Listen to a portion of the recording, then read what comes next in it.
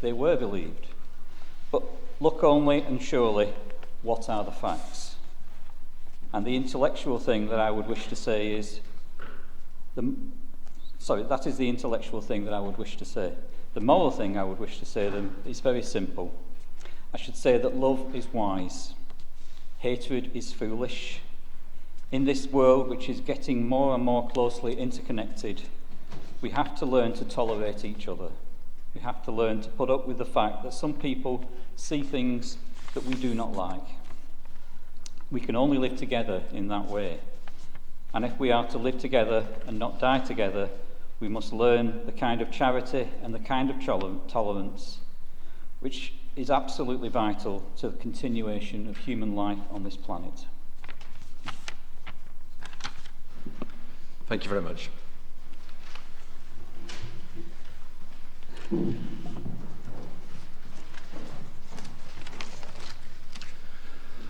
Okay, so I need to remind you that officers are recording the public part of this meeting today, which will again be uploaded to the Council's YouTube channel after the meeting. There are no plans for a fire alarm test this morning. If you hear the alarm, please leave the building by the nearest exit. And please ensure mobile phones are switched off. Restrooms are located on all floors, but please ask a member of staff for details should you require one. Members of the public, members and officers, you're reminded that under the Openness of Local Government Bodies Regulations 2014, the press and public may film, audio record, photograph and use social media whilst the meeting is in progress, for Part A items only, and as long as no disruption is caused to the meeting. Anyone filming is asked to focus their attention on elected members rather than other visitors. Firstly, this morning I have the sad duty to advise of the passing of two former colleagues. Bob Cunningham was the Council's former safety officer from 1978 to 1998, and he sadly died over the Christmas period after a bout of illness. Bob's wife Joyce also used to work at the Council. His funeral was held on the 20th of January, and several former colleagues attended the funeral. Also, sadly, Stephen Sartin passed away after a short hospital stay on the 6th of February. Stephen was the Assistant Keeper of Fine Arts at the Harris from May 1973 to November 1986.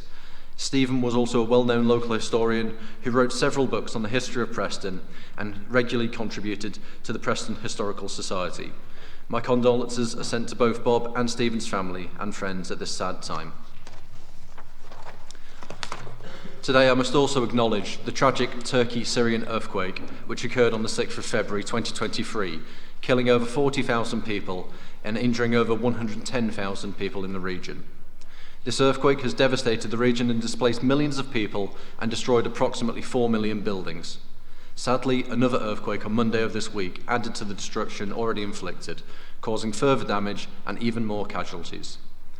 As a council, we all support the Disasters Emergency Committee, who need donations to help and support the victims of these earthquakes, and in time will continue to help to rebuild the area.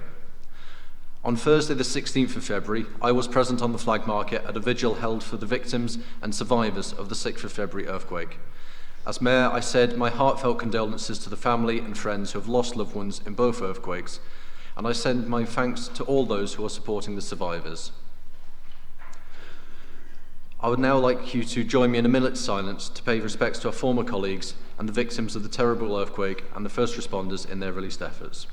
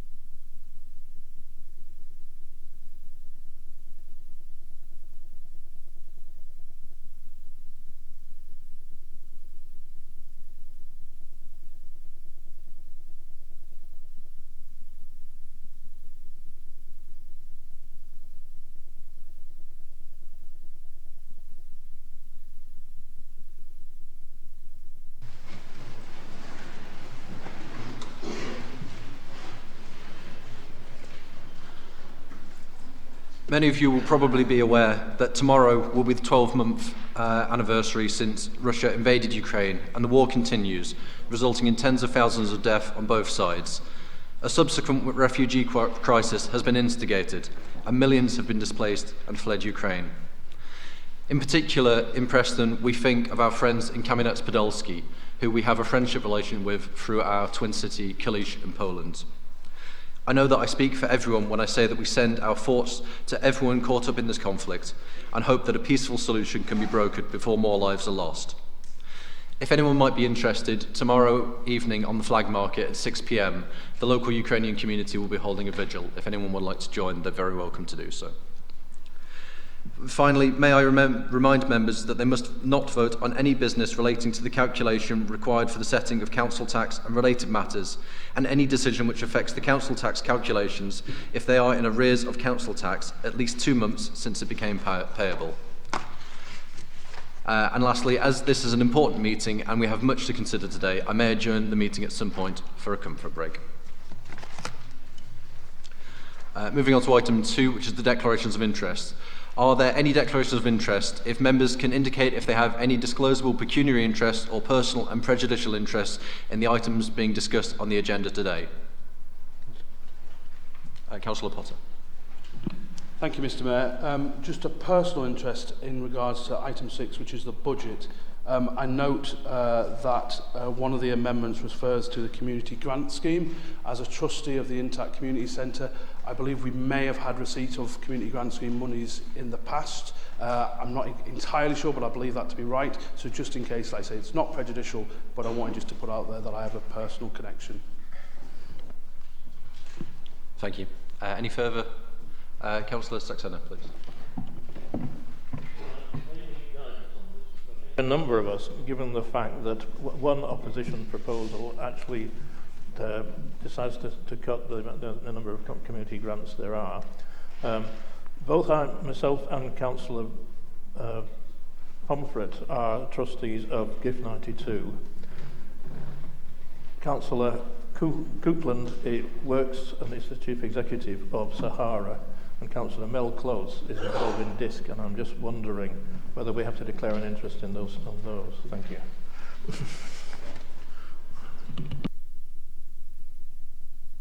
I'm just going to bring in the Deputy Monitoring Officer first. The decision you're making is on the budget, so it's as a whole. Obviously, there's some items in there for reduction. If you wish, obviously the decision is on the budget itself, but if you feel like you could make a personal interest, just obviously there are interests there, but it's not a personal or prejudicial, or it's not a disclosure of pecuniary interest. So it's a matter for members if they feel that they should make a personal interest only, but obviously they can still speak on the item and vote on the item.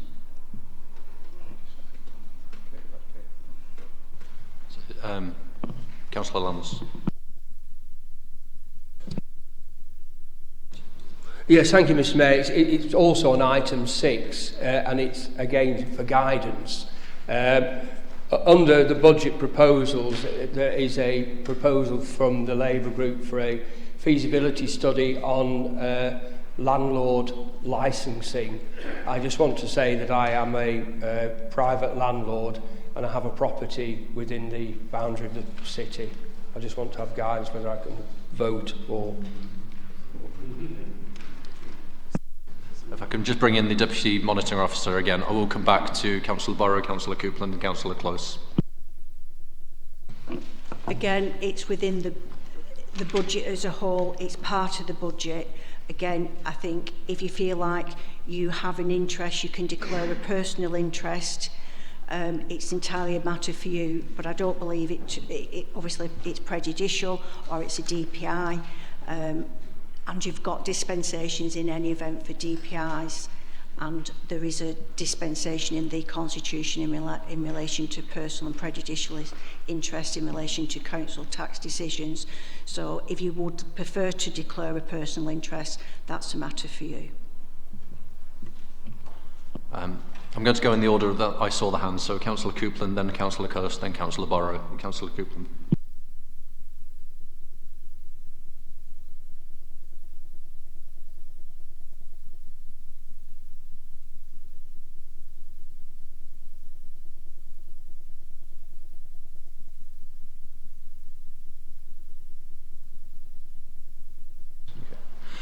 Those who have indicated they want to speak, are you happy to follow the advice of the Deputy Monitoring Officer as it's been given so far, or is there anything further you'd like to add?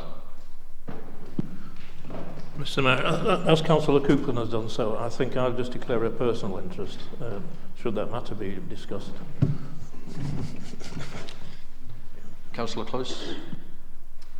Yeah, I just, as Councillor Sachs said, I just wanted to make sure that my personal interest in the community grants, working for an organisation that was a recipient of a community grant, was actually recorded, just to be kind of open and transparent with that. Thank you. Okay, Councillor Barrow, please. Thank you, Mr Mayor. I'm a trustee of Preston Community Transport and also of Digging. Both charities operate out of property owned by the City Council on an advantageous lease. So I just wanted to declare that in terms of it, that's part of the overall budget. It's obviously part of my written declaration. Thank you. Councillor Pomfret. Just to declare an interest, I'm a trustee of Gift 92, as Jonathan's already outlined. Any further declarations of interest before we move on? Okay, so as previously noted, paragraph 10, 5 and 6 of the Code of Conduct states that a member will not have a prejudicial interest if the matter relates to the setting of council tax, as there is an exemption. Additionally, due to a dispensation granted by Standards Committee in June 2022 in relation to members' disposable pecuniary interest due to their interest in land, members will be permitted to debate and vote on the business to be transacted. Additionally, I'm advised that Councillor Mrs Whittam has the benefit of a dispensation granted by the Standards Committee on the 24th of June 2019 due to her employment as a parish clerk, and she is permitted to debate and vote on the business to be transacted. Item number 3 is minutes of the meeting held on the 26th of January 2023. Are members happy that I sign the minutes as a correct record? Excellent, thank you very much.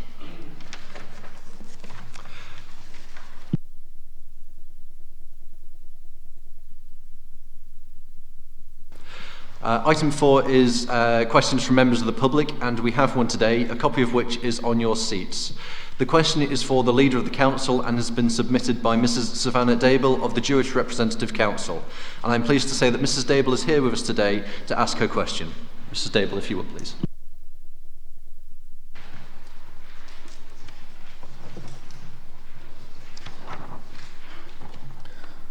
On the 21st of February 2022, you stated in an email exchange with Mark Levy, the Chief Exec of the Jewish Rep Council, that you would be in touch when you had received a response from Solutions Not Sides, which aims to educate on the Israeli-Palestinian issues in UK. You were very eager to contact the SNS to ask for assistance in having a dialogue with separate faith communities in Preston, as well as within this council. To date, a response from you has still not been received by the Chief Exec of the JRC on the outcome of your communication with Solutions Not Sides organisation. Do you think the lack of engagement with the Jewish community in Preston and the fact there has been no training on anti-Semitism in the council has therefore led to a retweet by one of your councillors which justified the recent murder of Jews in a synagogue in Jerusalem? Thank you, Mrs Dable. Councillor Brown. Thank you very much, Mrs Dable, for the question. We appreciate the engagement and the question coming to this authority. Firstly, on the individual concerned, the individual intimated, he is currently no longer a member of the Labour group. Swift action was taken when the party was aware of the retreat. It's not possible for me to comment formally on that because an independent process is taking place within the party and an internal investigation. The outcome will obviously be decided in the next few weeks and months.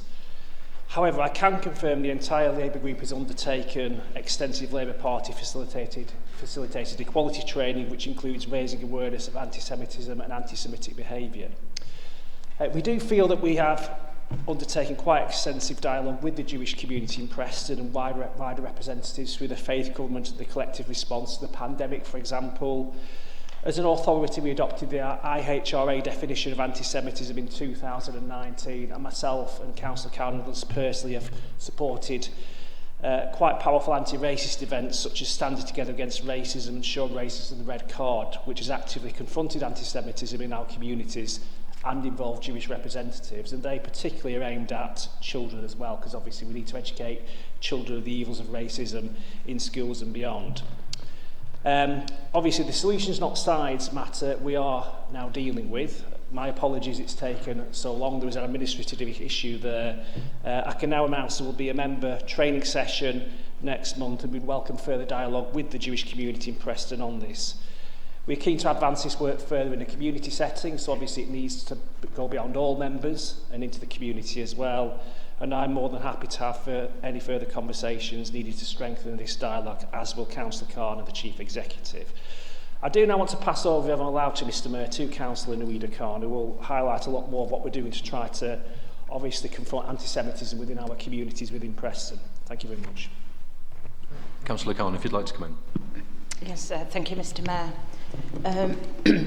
If I, as the Cabinet Member for Community and Social Justice, could give you, Savannah, Mrs Dable, an oversight and insight, an overview and insight to the work that we've done around community cohesion, faith dialogue with our VCFS sector.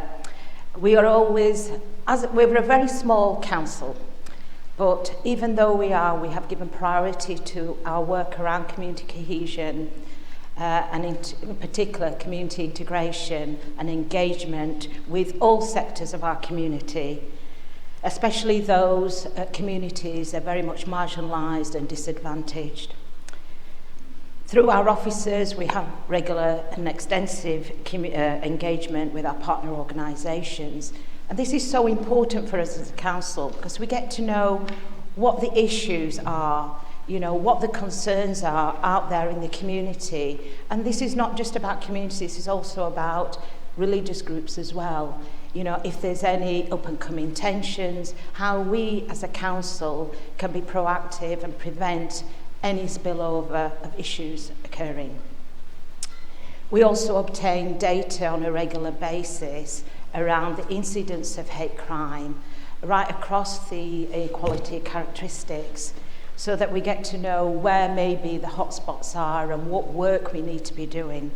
And it's that information that informs us better in looking at projects and policies that we need to be putting into place. As you'll be aware, annually we commemorate significant events like Holocaust Memorial Day, and for that in particular we do, through our officers, have engagement with the Jewish Council, and every year, as you will know, there's a particular theme. So we always ask, and we have a local representative as well. Mr Dable has been a representative for us to advise us and guide us as what, on the particular commemoration, what we may want to do. What we've always been advised on whenever we do Holocaust Memorial Day from the Jewish Council is that this is about raising awareness about the genocide that occurred. In line with that, I think what we always do is we look at hate crime right across. So there's Remembering Srebrenica, we have Holocaust Memorial Day, we have Hate Crime Week. In all of these, what we have tried to do is, before COVID, was, once again, it's that community dialogue, bringing communities together, having representatives from the different groups to talk about the impact of genocide, the impact of the Holocaust, and the impact of hate crime and what can happen. So once again, it's about tackling hatred and prejudice and divisions in all its forms. We have a faith covenant and we have representatives from all the faith groups on the covenant. And in particular, during COVID, what we had seen as a council and as a city was the great work, the collaborative work that all the faith sectors coming together with the communities and how we responded to the pandemic. And it very much was a partnership working. And one of the parliamentarians, Stephen Timms, who is the Minister for Faith, actually applauded the work that Preston in particular did and the Faith Covenant and how we, as the Faith Covenant, led on this. We recognise, and I know you're talking about solutions, not sides. I, for the last 5 years, receive a lot of literature and information on that. And I know the great work that they do in schools in raising awareness and around the two states, you know, and the conflict that's ongoing. However, what we have done in Preston was we wanted to start at a bit of a foundation level, and Heartstone Project was one of the first projects that Preston City Council, Preston in Lancashire, actually brought. And this project was aimed at children at primary school level and secondary school level to raise awareness around racism. And I do have the Heartstone book here, and I will share that with you. You can have that later on. From that particular project in schools, we then went on to, we're working closely in partnership with Show Racism the Red Card, which is a national organisation that once again works in schools, raising awareness around discrimination, prejudices, racism. And for this particular project, for the secondary schools, we had asked the programme managers that in particular to look at what we wanted to focus on was Islamophobia and anti-Semitism. To make sure that at secondary school level, that was one of the workshops that we're doing. And that has been undertaken. And I can also share with you that two of the deliverers and the programme managers are both of Jewish descent. And it was great to have that dialogue and their understanding to be able to bring that into the schools. So the programme is not yet finished. Hopefully in July we will be having all the schools and the children that have participated in that to create a Preston's Pledge around racism. I think I'd like to just say that, you know, we continue to have dialogue. I will leave the door open. And I, as you will know, welcome, you know, any time for you to, you know, if there's any particular issues you want to raise or you feel that are not being recognised, you know, as a council representative and a community representative, I would like to say to you and give you that opportunity. Thank you. Right. Thank you. Mrs. Abel, do you have a supplementary question? Thank you, Councillor Brown, and thank you, Councillor Khan. Just want to raise a point and then ask my question, which is my supplementary question, which is I'd like you to hear our voices, our fears as Jews. There are 50 or 60 of us in Preston, our hopes and our fears, why we are so frightened and feel frightened in Preston. I would like you to understand that, and I welcome that dialogue. And you did mention about the Faith Covenant, which is, there are no Jewish representatives on the Faith Covenant, because as Jews, when we can't simply take office or our place out here in Preston because we're bullied out and we shouted down. So that's simply not possible, and we can't be on Faith Covenant. So I wonder how you will be able to rectify that position for us to be on Faith Covenant. And as I was saying before, my final question is anti-Semitic tweets and posts not only has a negative impact on the Jewish community, but it also undermines the values that we hold so dear in Preston. So I'm approaching you both to say that I would like to work with you both to create a safe and respectful environment where we can have dialogue with each other and faith communities so that we can have a positive relationship, no matter who their background, what their background or beliefs are. We would like to work together with you. And I was going to ask you if there was going to be a future training with Solutions Not Sides, will you include the Jewish community in part of that training and dialogue along with the other councillors? Thank you. Councillor Brown. Yeah, thank you, Savannah. We don't want any section of society to feel that way. And you know, I do understand that nationally there has been increases in anti-Semitism. Obviously, we do need to deepen the dialogue further, and I'm sorry that you are feeling that. Obviously, we'll work even harder and listen to views about those fears and anxieties even more, and do what we can to build on the quite extensive work that we've done already. I think you will agree that we have done as much as we can, and we are the kind of people that genuinely don't want to see any section of society feeling like that within Preston. We genuinely don't want anyone to feel that. In terms of the training, we will look to see if we can incorporate community and the Jewish community and other communities within that. That was always the intention, because obviously it deals with both aspects of the conflict. So the conflict is very, very intense around feelings, but obviously despite any feelings around the Israel-Palestinian situation should never result in any kind of anti-Semitic racism or other forms of racism. And that has to be kept to one side around the debate around the state of Israel and Palestine and other things around that. In terms of the faith covenant, my understanding is we don't directly pick who's on it. There's other faiths, like the Buddhist faith, who don't have a representative. We're trying to use our influence to seek that, and we're trying to make sure that we do get another Jewish representative as soon as possible. I think Councillor Khan might have a little more information on the processes that entails. It's not a council-sponsored body, the Faith Covenant. It's part of a national infrastructure, but obviously we do want to see a Jewish representative on that as soon as possible. Obviously Mr Dable was on it for, I think, a couple of years, but we need to get another one as soon as possible. Thank you. So, thank you, Councillor Khan, and thank you, thank you, Councillor Brown, and thank you, Councillor Khan. Councillor Khan, if I can, if there's anything further that you'd like to send over to Mrs Dable, if you do so outside of the chamber. Oh. If that's okay. And thank you, Mrs Dable. If you'd like to continue watching the meeting, you're very welcome to do so from the public gallery. No, sorry, Mr Mayor, can I just respond back just quickly with regards to the Faith Covenant representative? Is that okay? I've just been advised if you can put it in writing instead, and okay. it will be included within the pack that's sent over. All right. Thank you very much. Okay, moving on to item number 5. Item 5 is the questions to Cabinet members and chairs of committees and representatives of outside bodies. Members are entitled to ask a question of any Cabinet member or chair of a committee within their portfolio or terms of reference. There may be only one supplementary question asked, providing it is relevant to the question. We haven't received any written notifications for questions for members appointed to serve on outside bodies.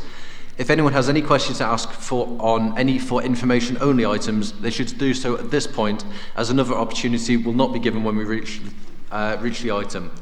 Members should also note that more than one question may be asked on different topics, but if that is the case, your second question may be placed at the end of the queue, and the time allotted for questions is 1 hour in total. So if anyone wants to show if they haven't already. Excellent. Thank you very much. Councillor Wise, first of all, please. Thank you, Mr Mayor. Further to the question I asked the Leader of the Council at the last meeting about the lack of trust that many women have in the police, and I know you agreed you would write to the Police and Crimes Commissioner. Have you had a reply from him? And further, are you aware, in terms of domestic abuse, that women who are subject to domestic abuse are 3 times more likely to take their own life?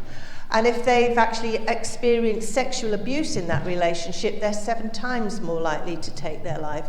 So this is a huge issue, not only nationally, but here in Preston, and is also exacerbated by poverty, which very much links to the cost of living crisis. So I'd welcome your views on this. Thank you. Thank you very much, Councillor Wise. Sadly, we've not had a response as of yet to the letter that I sent asking for a meeting with the Police and Crime Commissioner. There's been reports of other police forces where there have been perpetrators of violence and sexual violence. It's disappointing that we've not received a response as of yet. What you're saying is exactly correct, every part of it, around the trauma and mental health aspect of being abused mainly by men against women in this instance, and we just need to do more to raise awareness of it, because society is one that doesn't really, it doesn't really do enough to actually raise awareness of what we've been going through in society, I think. So I really do appreciate that you're raising this question again. I will actually chase this up with the Police and Crime Commissioner. I do think it's something that does need to be addressed, and we need to have that meeting as soon as possible. Thank you very much. you have a supplementary question? Yeah, thank you for that answer. I absolutely agree about needing to raise awareness, because domestic abuse should be everybody's business, or the scourge of domestic abuse. And another interesting piece of information, which you might not be aware of, and I'd like your comments on, is that actually there's been research done into the impact when a woman's pregnant of domestic abuse, and the long-term impact this has on children. Children as young as 3 weeks old, they've been shown to have a difference in their brain formation, and actually there's sex differences, there's gender differences as well, which affects girls' and boys' behaviour later in life. So really we need to be, as a council, doing all we can to raise awareness and give support to victims of domestic abuse. Thank you. Again, I agree 100%. Obviously, we've got a dedicated lead member for women, a lead member for safeguarding. Within our own group, we've got a women's subgroup that's looking at these issues around women's rights and other things. Yes, I mean, there are too many people and too many abusers that get away with it, and society doesn't put the resources in to tackle it, to deal with the people who are the abusers and actually deal with the effects of the abuse. So we need to be properly funded, and this is one of the effects of austerity. When you have public services cut back, it means you can't have the rape crisis centres or the support for the voluntary sector or the statutory support needed to deal with these matters and have more police to actually capture the people that are getting away with this kind of offending, and support the mental health of the victims of it. So what you're saying is 100% correct, Valerie, and I'm very pleased you're raising these issues, and I think, you know, it's excellent we have you in the chamber doing this, and I think you need to keep raising them, and we need to be doing everything we can to make sure that we do wake up as a society and tackle these issues. And I did actually, I think, read about the fire service having similar kind of issues around potentially having members of the fire service who've had some kind of culture that's involved abuse. I'm not saying exactly what that is, but within institutions you have power, and with that power comes responsibility. You know, whether it's a family, whether it's a police service, whatever. And the abuse of that power is the worst thing, because people use that power to get away with things that are pretty horrific in many ways, and we need to make sure that we actually keep raising this and do what we can to tackle it. Thank you again for the question. Thank you. Thank you, Councillor Brown. Councillor Saxena. Mr Mayor, my question is to Councillor Rawlinson. As last council, I'd like to ask Councillor Rawlinson, have there been any further developments regarding the need for voter ID at the forthcoming elections?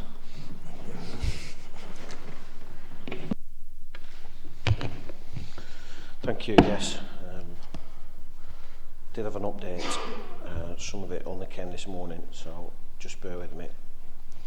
The Electoral Commission campaign that we mentioned last time is already in full swing. There is advertising campaigns across TV, radio, social media, on billboards, website banners, Google search and regional newspaper ads.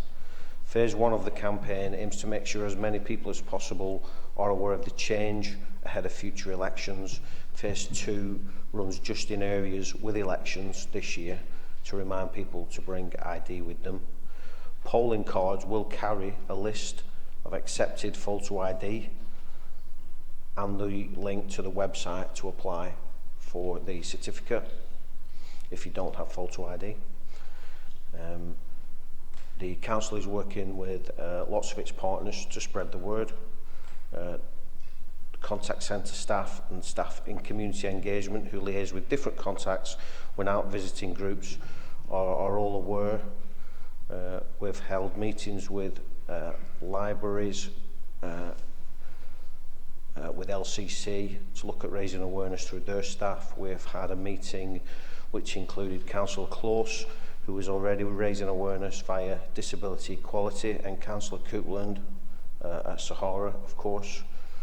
There's lots of information on our website, including links to apply, an easy read guide and sign language videos.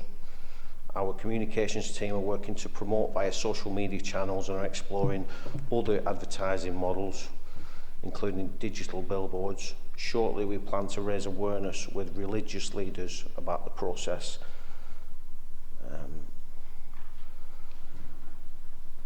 Assistance with voter authority certificate applications. The contact centre from the 27th of February will offer assistance with applications Monday to Friday, 9:30 to 4:30. So anyone will just be able to walk in and get help to do that. The libraries may be able to do that on a Saturday when we're closed, hopefully, in the near future. Polling stations nearer to election day, we will publicise the equipment that is available at polling stations to assist electors. We are liaising with polling stations to identify any with marked disabled spaces, and we'll note this on polling cards. We are liaising with polling stations to see if they have any extra equipment we can use, like hearing loops. Obviously, I'm sure we are all pushing this on the doorstep, which is something that the Elections Office is asking for. Was asked some very good questions at Labour Group on Tuesday, which include questions about multilingual leaflets. We are looking into this. There will be facilities at polling stations for women who wear veils for religious reasons, for identification purposes. I won't go into the details of that just now, but I will send that out. And another question was about the safety of the polling agents, given that some people may be turned away, and this is being discussed with police and other representatives with the Elections Office, so it's being looked at, and it is a concern. Obviously, people do value voting, and if the message doesn't get through and they turn up without ID and they don't have ID, we could get one or two situations that we really don't want. So we will do everything we can to avoid those situations so that everyone can vote. There's lots of actions in train, and I will send the full detail of this out to all members and anyone else who wants it, really. Thank you. Councillor Sixana, do you have a supplementary? Just a quick one, Mr. Mayor. Just to be a little more political, does Councillor Rawlinson not agree that this is the proverbial sledgehammer trying to crack the proverbial nut? And does he not think that what is really happening is blatant voter suppression? We all know, and I think we all agree, that that's exactly what it is, and it's a shocking policy, and there's absolutely no need for it, and no need for all this work and the cost of it. It's just absolutely unnecessary, and perhaps what happens on May the 4th will decide whether it continues, and it could be an absolute disaster. When let's have a look at turnout numbers and what happens on the day. Councillor Thompson, please. Thank you, Mr. Mayor. I just noticed you're criticising the idea of having voter ID. There was a poll in the newspaper that asked the readers of the paper what they thought of it, and 88% said they thought it was a good idea. I have to say, though, since Tony Blair's come out and said he thinks ID is a good idea, I'm changing my mind on it. But anyway, thank you. I've got another indication to speak. Is this on this item as well? Okay. Bring in Councillor Borrow then, please.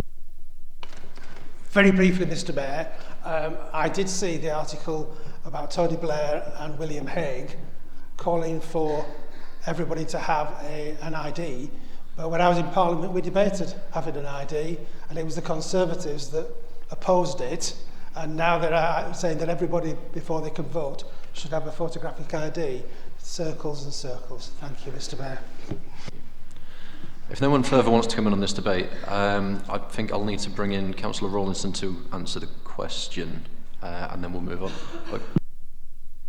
I'll just come in because obviously I raised this a couple of meetings ago. I mean, it is absolutely ridiculous. There's no need for it. There's been more Tory MPs found in this Parliament and been arrested for sexual misconduct than there has been voter fraud in the last 10 years. You know, it's absolutely pointless. And what Councillor Thompson and the Conservatives are saying, you can't be against ID but then for voter ID. You're being complete hypocrites. It is about voter suppression, and I think it's just one way of trying to keep the vote down because you're about to have a local election to forget.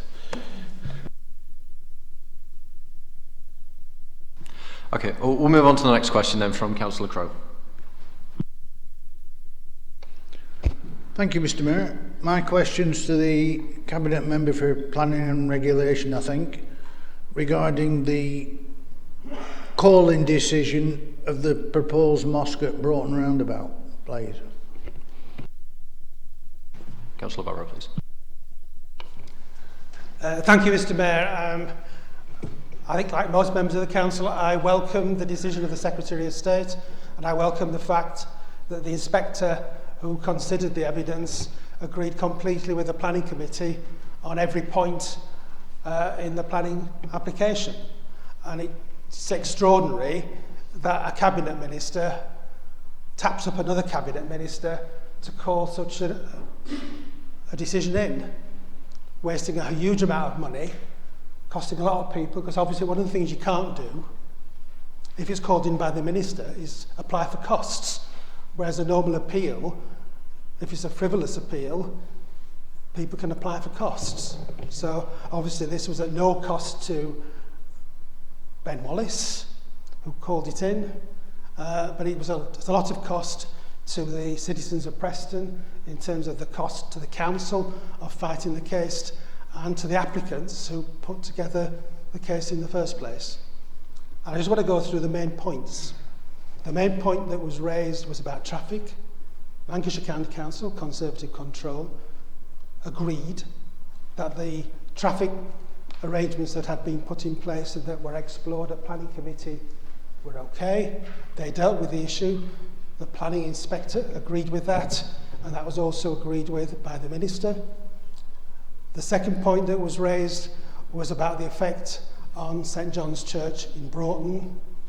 The view of the committee was that following the building of the bypass, that had changed the landscape and the effect on St John's Church was minimal. That point was agreed by the Planning Inspector and agreed by the Minister.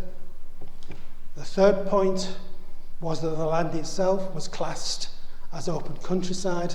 That is not in Greenbelt, but the local plan that we've got now was developed in 2012-2013, and at that time the bypass hadn't been built, and you could say there was open countryside from where this site is right the way up to St John's Church, but the bypass has changed that. That's what the committee's view was, having done an inspection. That was the view of the Planning Inspector and that was the view of the Minister, that even though you would not normally build on that site, because of the changes, it was reasonable to do so. And thirdly, one of the strong arguments that came from Broughton Parish Council was that there was no need, that there were only a handful of Muslims living in Broughton. Now that was patently not true when you look at the parish, but Broughton Parish Council failed to recognise the needs of those Muslim residents in Fulwood and only concentrated on those within the parish, and essentially only on those within the village core rather than those living on the new property, in the new properties along the M55 and Eastway. And again, the planning inspector agreed with that, as did the Minister. And one of the bits in the decision, which I take comfort from, was the argument that we need to recognise the needs of communities and equalities around communities. I argued in committee, and I want to ensure in the new local plan this is recognised, that places of worship and the needs of religious communities need to be recognised, and we do not want to see arguments again that there's only a small number, therefore we don't need it. If we got an application for a synagogue in Preston, and we heard earlier that there are 50 potential worshippers at a synagogue, we would still go ahead and try and be helpful in giving planning permission for such a place of worship. And that's the approach that we should have as a council. And I'm pleased that the planning inspector and the minister agreed completely with the committee. I just think it is a big waste of money, what's happened over the last 12 months. And I think I've been very critical of Ben Wallace, and I remain very critical of the way in which I think he has misused his power as a minister in getting favours from fellow ministers. Thank you, Mr. Mayor. Thank you. Is there a supplementary question? Councillor Crowe. No, thank you, Mr. Mayor. Councillor Joliffe first. Thank you, Mr. Mayor. I must admit I'm rather surprised by that quite selective understanding of the process. I do agree that there are elements of the planning legislation which certainly are less than ideal, and I think it would be a good thing if the planning legislation were reviewed, potentially to address things like, as you say, the cost recovery. The question, however, was very simple. I, as a councillor for that particular area, had to recognise the fact that I was not approached by one single person who was in favour of that planning application, but I was approached by many tens, scores of people who were absolutely against it. Now, the process allows them to put their views through individually and through the parish council. That was done. But I think the main thing that you completely disregard in your statement there is the fact that this very council's own planning department identified a number of policy areas for LCC and for Preston, and indeed national planning policies, which this application fell foul of. And yet, seemingly on a question of the aesthetics of the building, significant weight... Yes, significant weight was put on the aesthetics of the building, and that is why, seemingly, the decision was made in favour. Now, my question is how you can jump from a legitimate case being put by parishioners and by voters, questioning why this council made a decision in direct contravention of numerous planning policies, and you can suddenly think that there's nefarious issues going on between cabinet ministers. You've got no evidence for that, so I suggest you withdraw it. Councillor Thompson, did you also want to ask a question on this? If so, then I'll come back to Councillor Borrow to answer afterwards. No, Mr. Mayor, I think Councillor Joliffe said everything I was going to say. Very well. Councillor Borrow, then, please. I think, Mr. Mayor, when committee makes a planning decision, and when officers make recommendations, and when the inspector makes a decision, it is a balanced judgment on different bits of planning law and weighing things in the balance. And I think it's significant that our officers, our committee, the inspector, and eventually the minister found the same decision in terms of balancing things up. And I just want to make a point in terms of how councillors act when they get lobbied for things. I was leader of the council in the mid-90s and a member of this council for Moor Park Ward, which included Watling Street Road. So when the planning application came in to convert a hotel on Watling Street Road into a mosque, that was in my ward, and I was lobbied hard. But I called a public meeting in the hotel, attended by our planning officers. There were about 300 people there, and once we'd got through, I don't want a mosque here argument, and focused on what people's real concerns were and what needed to be done to make the application acceptable, a whole series of things came up that could be included in the recommendations from officers in terms of conditions. I wasn't on the planning committee, but it was approved by the planning committee, and in the period after that, when I was still on the council, I never received a single complaint about the way that operated. But it's clear that you need to engage with what people's concerns are and try and find a way in which an application could be dealt with by conditions, etc., that deal with those concerns. Not simply assume that if you've got 50 people really angry about something, that you simply say, I agree with them. That is not how we operate as councillors. We need to be a bit more intelligent than that. Thank you, Mr. Mayor. Thank you. Councillor Actel, please. Thank you, Mr. Mayor. I wasn't going to speak, but I am going to, on the back of the Conservative Councillor's remarks. Firstly, I just want to say thank you very much to Councillor Burrow and to officers for the fantastic work that they did to secure the result that we have. It's a result that will allow a Muslim community, which is growing in that part of Preston, to have a place of worship that they can call their own, and that they don't have to trek all the way into the city centre in order to access a place of prayer. So I think that's really important. David, I just want to pick up on the point that you were just making, that because it was connected to the point I was going to make, which was about training for all members around equality legislation, understanding why certain members of the community may or may not wish to approach you about issues that they may or may not have in relation to what's going on in your ward. There's some reflection there about how we do engagement work and how we try and bring in and draw in people in our community who may not instinctively feel comfortable or safe in sharing those views with us. But I also think there's something about helping colleagues understand, member colleagues understand what planning laws mean and what that balanced perspective also looks like. And I appreciate that there are a number of development sessions, but I wonder if there might be some learning specifically out of this, because you're right to point out the shocking waste of public money, quite frankly, that's coming out of Preston's citizens' pockets, unfortunately, as a result of the challenge that we made. But I think it would be really helpful to have some member training for colleagues around planning laws, but also around equality laws, so that they understand Section 149 of the Equality Act, which specifically talks about tackling unequal opportunities, tackling discrimination and promoting good relations between different communities. There's a really basic principles, and there are statutory requirement for local councillors to understand, but I don't know if you do, people Sorry, do can or I not. ask, are you going to come to a question? Can we have some training for these words? Sorry, Councillor Borrow, is there anything you'd like to pick up on there that you haven't really covered?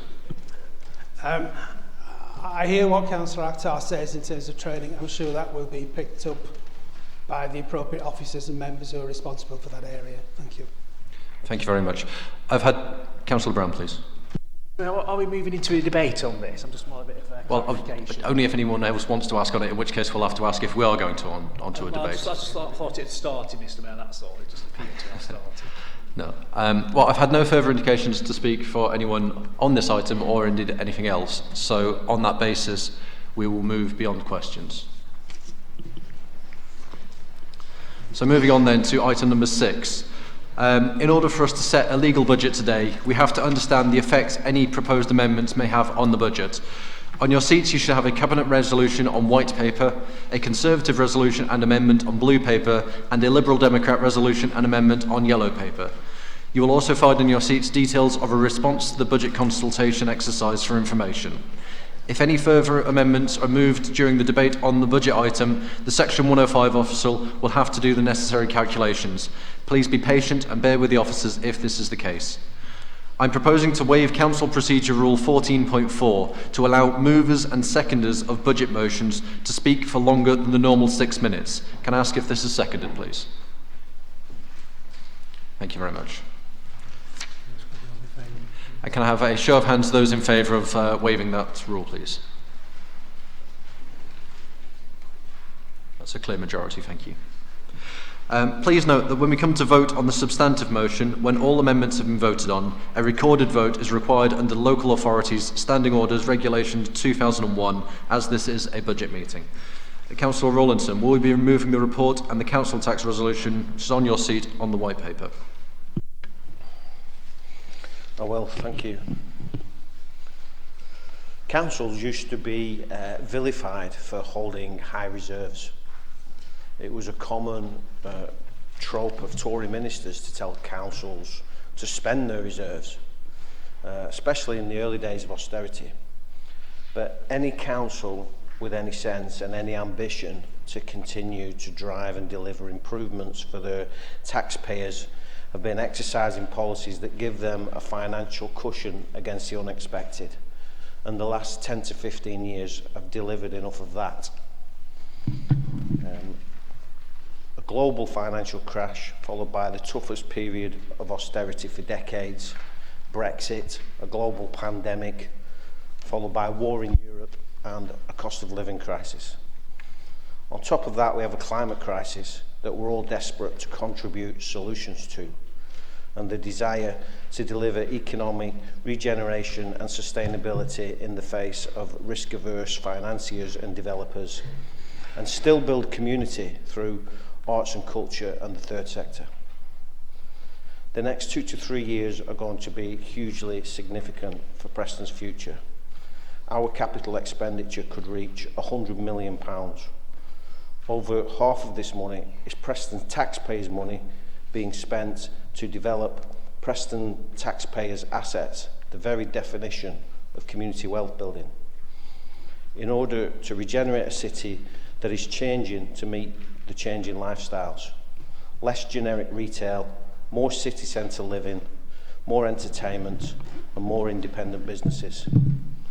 I'm stood right in the middle of what will be a hive of local, creative, cultural and business activity with a new leisure complex, reimagined Harris Museum and Library, a youth zone, a small business hub, Preston Market, hopefully a hotel behind us, and the Guildhall.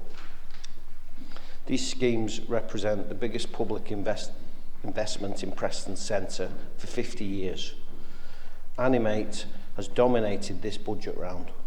Getting the funding right for Animate is crucial to this council's future. The timing of the borrowing, creating financial cushions, using reserves smartly are key to mitigating risk and cost. This is not the only reason for producing what is a tightly controlled budget proposal this year. The council's capacity to deliver these schemes, along with the Levelling Up Fund and shared prosperity funding, is at full stretch.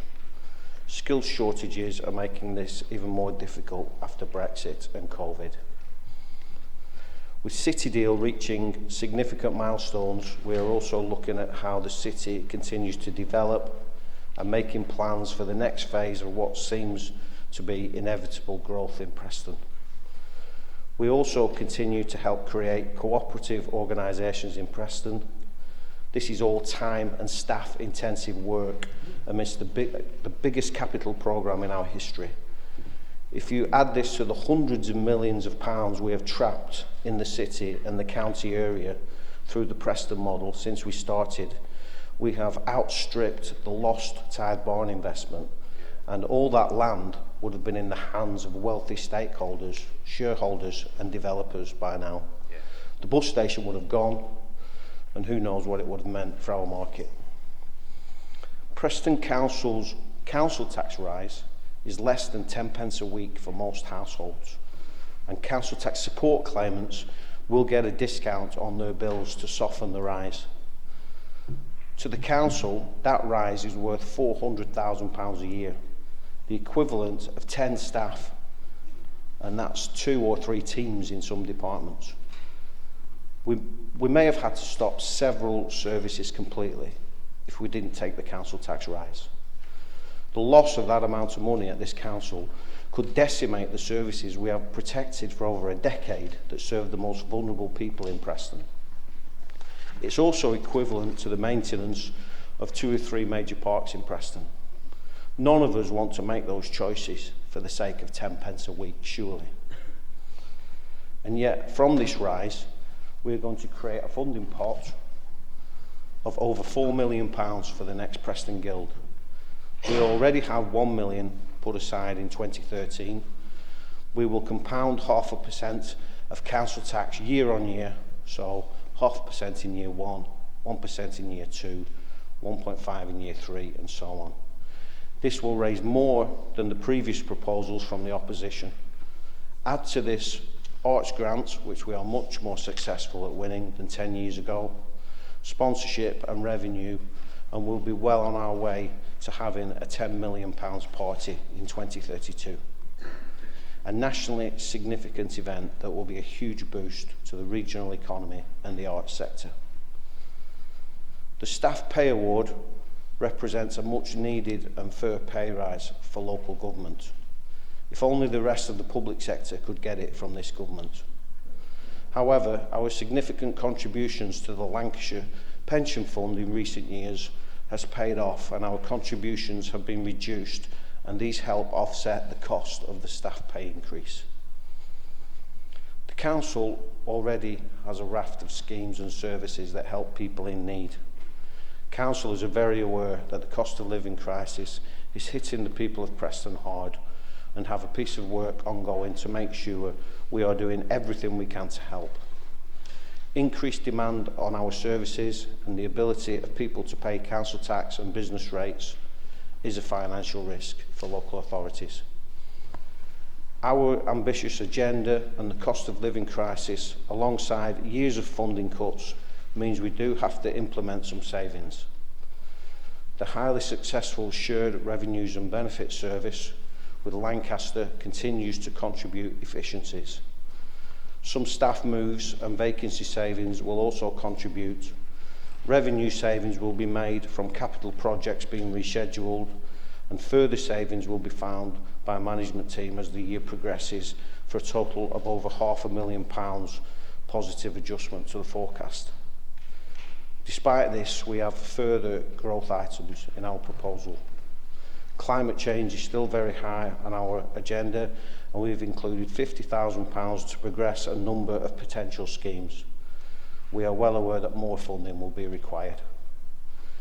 We have also included a sum of money to look into solutions for improved regulation of private landlords, especially those who put their tenants at risk.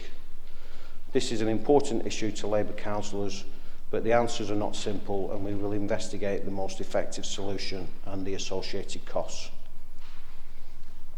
I've already talked about the capital programme being rephased, treasury management, whether interest rates are low or high, it's a double-edged sword for council finances. We've been able to borrow cheaply for many years. Now we can't, but returns from investments are beginning to increase, and these will be used to help cope with the volatility of the economy as we fund a large capital programme. Despite Preston's success with the levelling up lottery, regeneration activities and trapping wealth in the city, local government funding remains at the edge of a precipice, constantly fighting rising costs and reduced funding. It's exhausting and soul-destroying for councillors, officers and staff, and yet we all continue to rise above it and deliver services like quality parks and open spaces and reliable waste collection. But we face impossible choices, like adequately funding statutory services that regulate and enforce environmental standards, or continue to fund advice services, community support and third sector grants. Local government desperately needs a break from the years of Conservative and Liberal Democrat attacks on its existence and capacity to deliver for taxpayers. I want to thank the finance team for the report.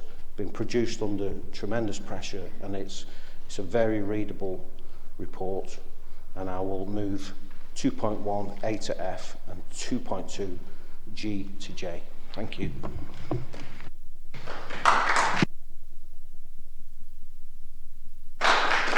Thank you. Is that seconded?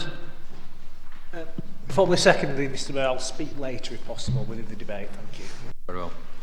I'm conscious we've got a number of new council members on all sides for whom this would have been the first budget they've been at. So just to clarify the process for you, we will debate what is the proposal now, then we'll move on to the Conservative amendment, and then we'll move on to the Liberal Democrat amendment. Each of these sections will be bookended by Councillor Rawlinson as the proposer, having the opportunity to come back on each of them. So if anyone would like to speak on the main proposal now, please show your hands. Councillor Wise, please. Yeah, I'd like to support the budget put forward by the Deputy Leader of the Council.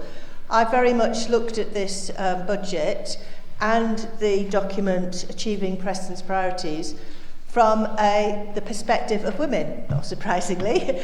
And I think that there's a lot of things in here that really will help women in Preston. Obviously, the first is the real living wage and promoting the real living wage, because the fact is that the majority of people who have received low wages are women, and that is in Preston as well as in the rest of the country. And so I think it's very admirable of the council to be promoting the real living wage and trying to ensure that more and more employers do adopt the real living wage, which is absolutely crucial in the current situation, particularly because of the cost of living crisis.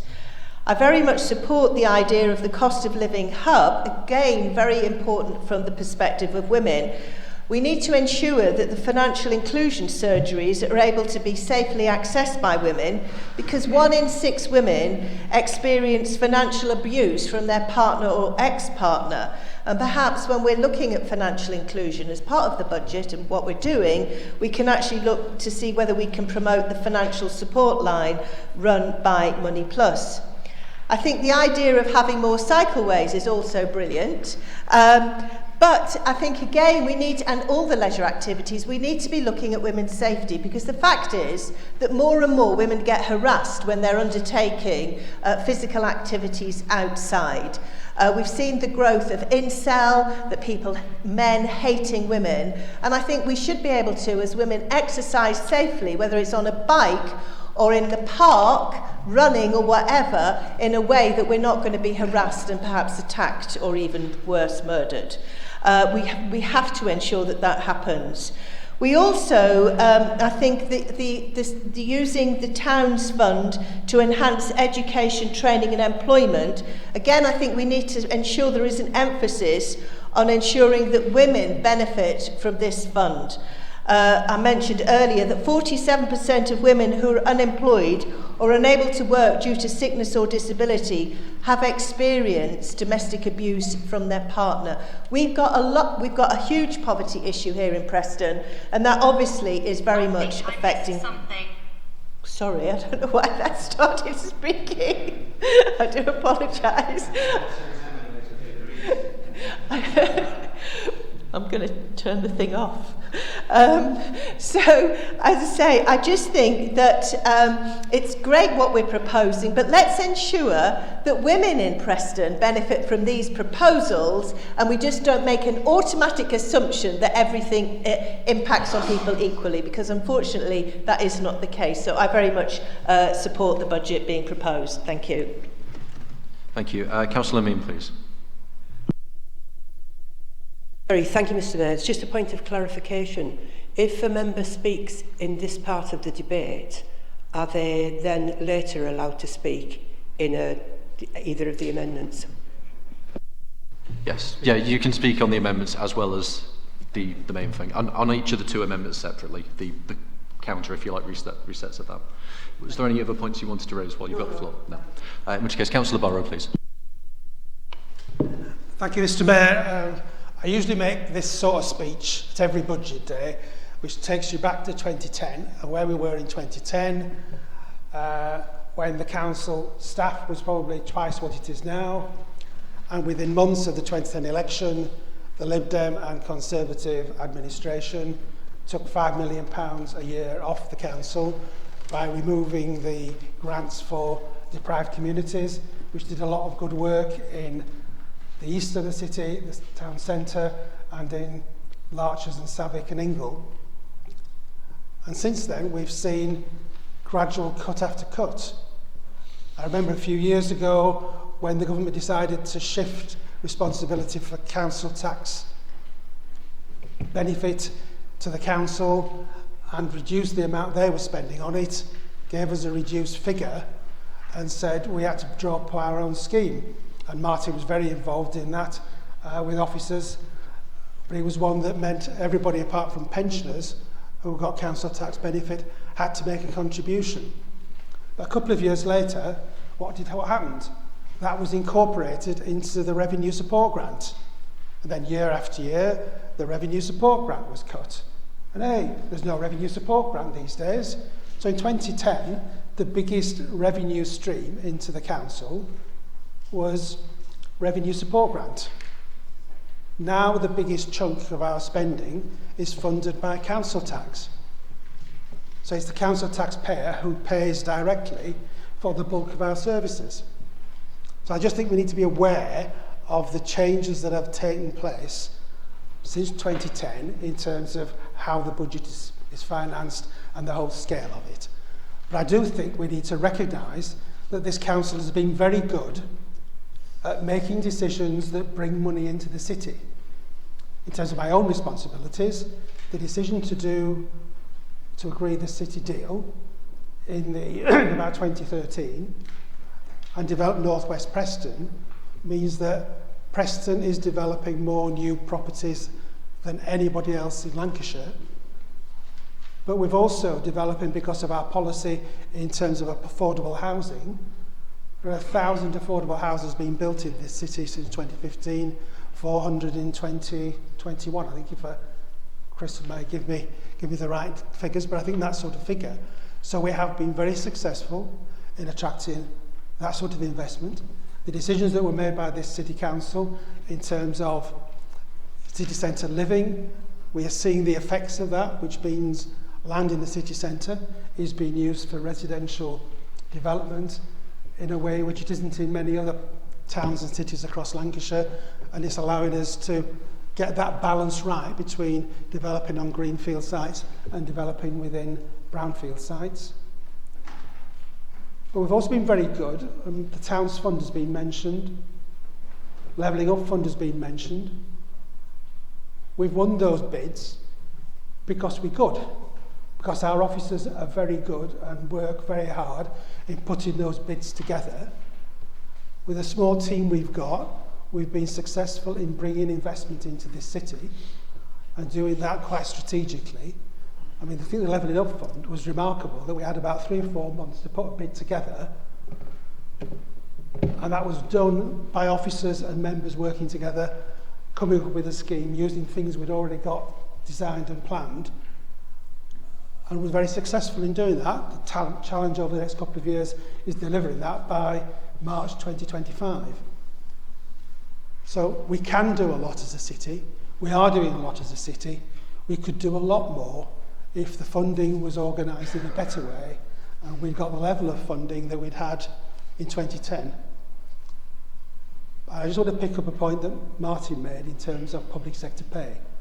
It's remarkable that those parts of the public sector that are not run by central government seem to be able to settle and talk to the unions. There's discussions going on with the fire service. Clearly, local government was one of the first to be settled.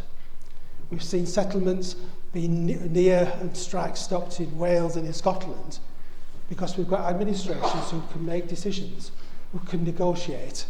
It's just a shame that central government are so pig-headed and anti-union that they're not prepared to agree and settle with their own employees, the people who work so hard for all of us in this city and all of us in this country. Thank you, Mr. Mayor.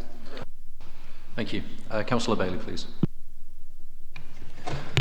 Thank you, Mr. Mayor. It's just following on from Councillor Borrow's contribution to this chamber, and it's obviously just picking up on the word of austerity. And obviously, every single year when we obviously present our budget to this council, it's quite obvious that austerity still affects our budgets.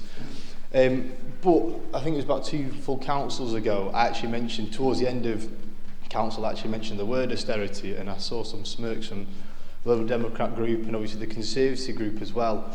But I think we just need to remind members of this chamber that austerity really does affect our residents and also affects their residences as well in Preston. And that obviously what we're seeing is reduced services from every public sector up and down the country. And what we're expecting residents to do is pay more in national insurance, more in tax, more in VAT and more in council tax. And I just think it's extremely disrespectful that they sort of treat it as some kind of austerity bingo, and they sort of count the number of words and number of times that the Labour group mentions the word austerity, when actually it's such a huge thing that's absolutely affecting residents up and down our country, and particularly in Preston. And I just think that we just need to be reminded that the word austerity is not a dirty word, and that it really does affect the people in Preston that we represent. And I really hope that when they go door knocking and when they go leafleting, that that the people that receive their leaflets actually recognise that this is something they support, and it's quite disrespectful that they sort of treat the word austerity as some kind of joke when it actually really does affect the residents they represent. Thank you. Councillor Brown, as the seconder, I was going to bring you back in before Martin. I've only got one more speaker that's indicated. Are you happy for me to go to them and then come back to you? Yes. Sure. Councillor Henshaw then, please. Thank you, Mr. Mayor. Yes, I'm obviously I wholeheartedly support this budget. It is difficult when we've got austerity and we've got people choosing whether they can eat or heat. So I'm really pleased that we've got these green initiatives in here for the feasibility studies that could help.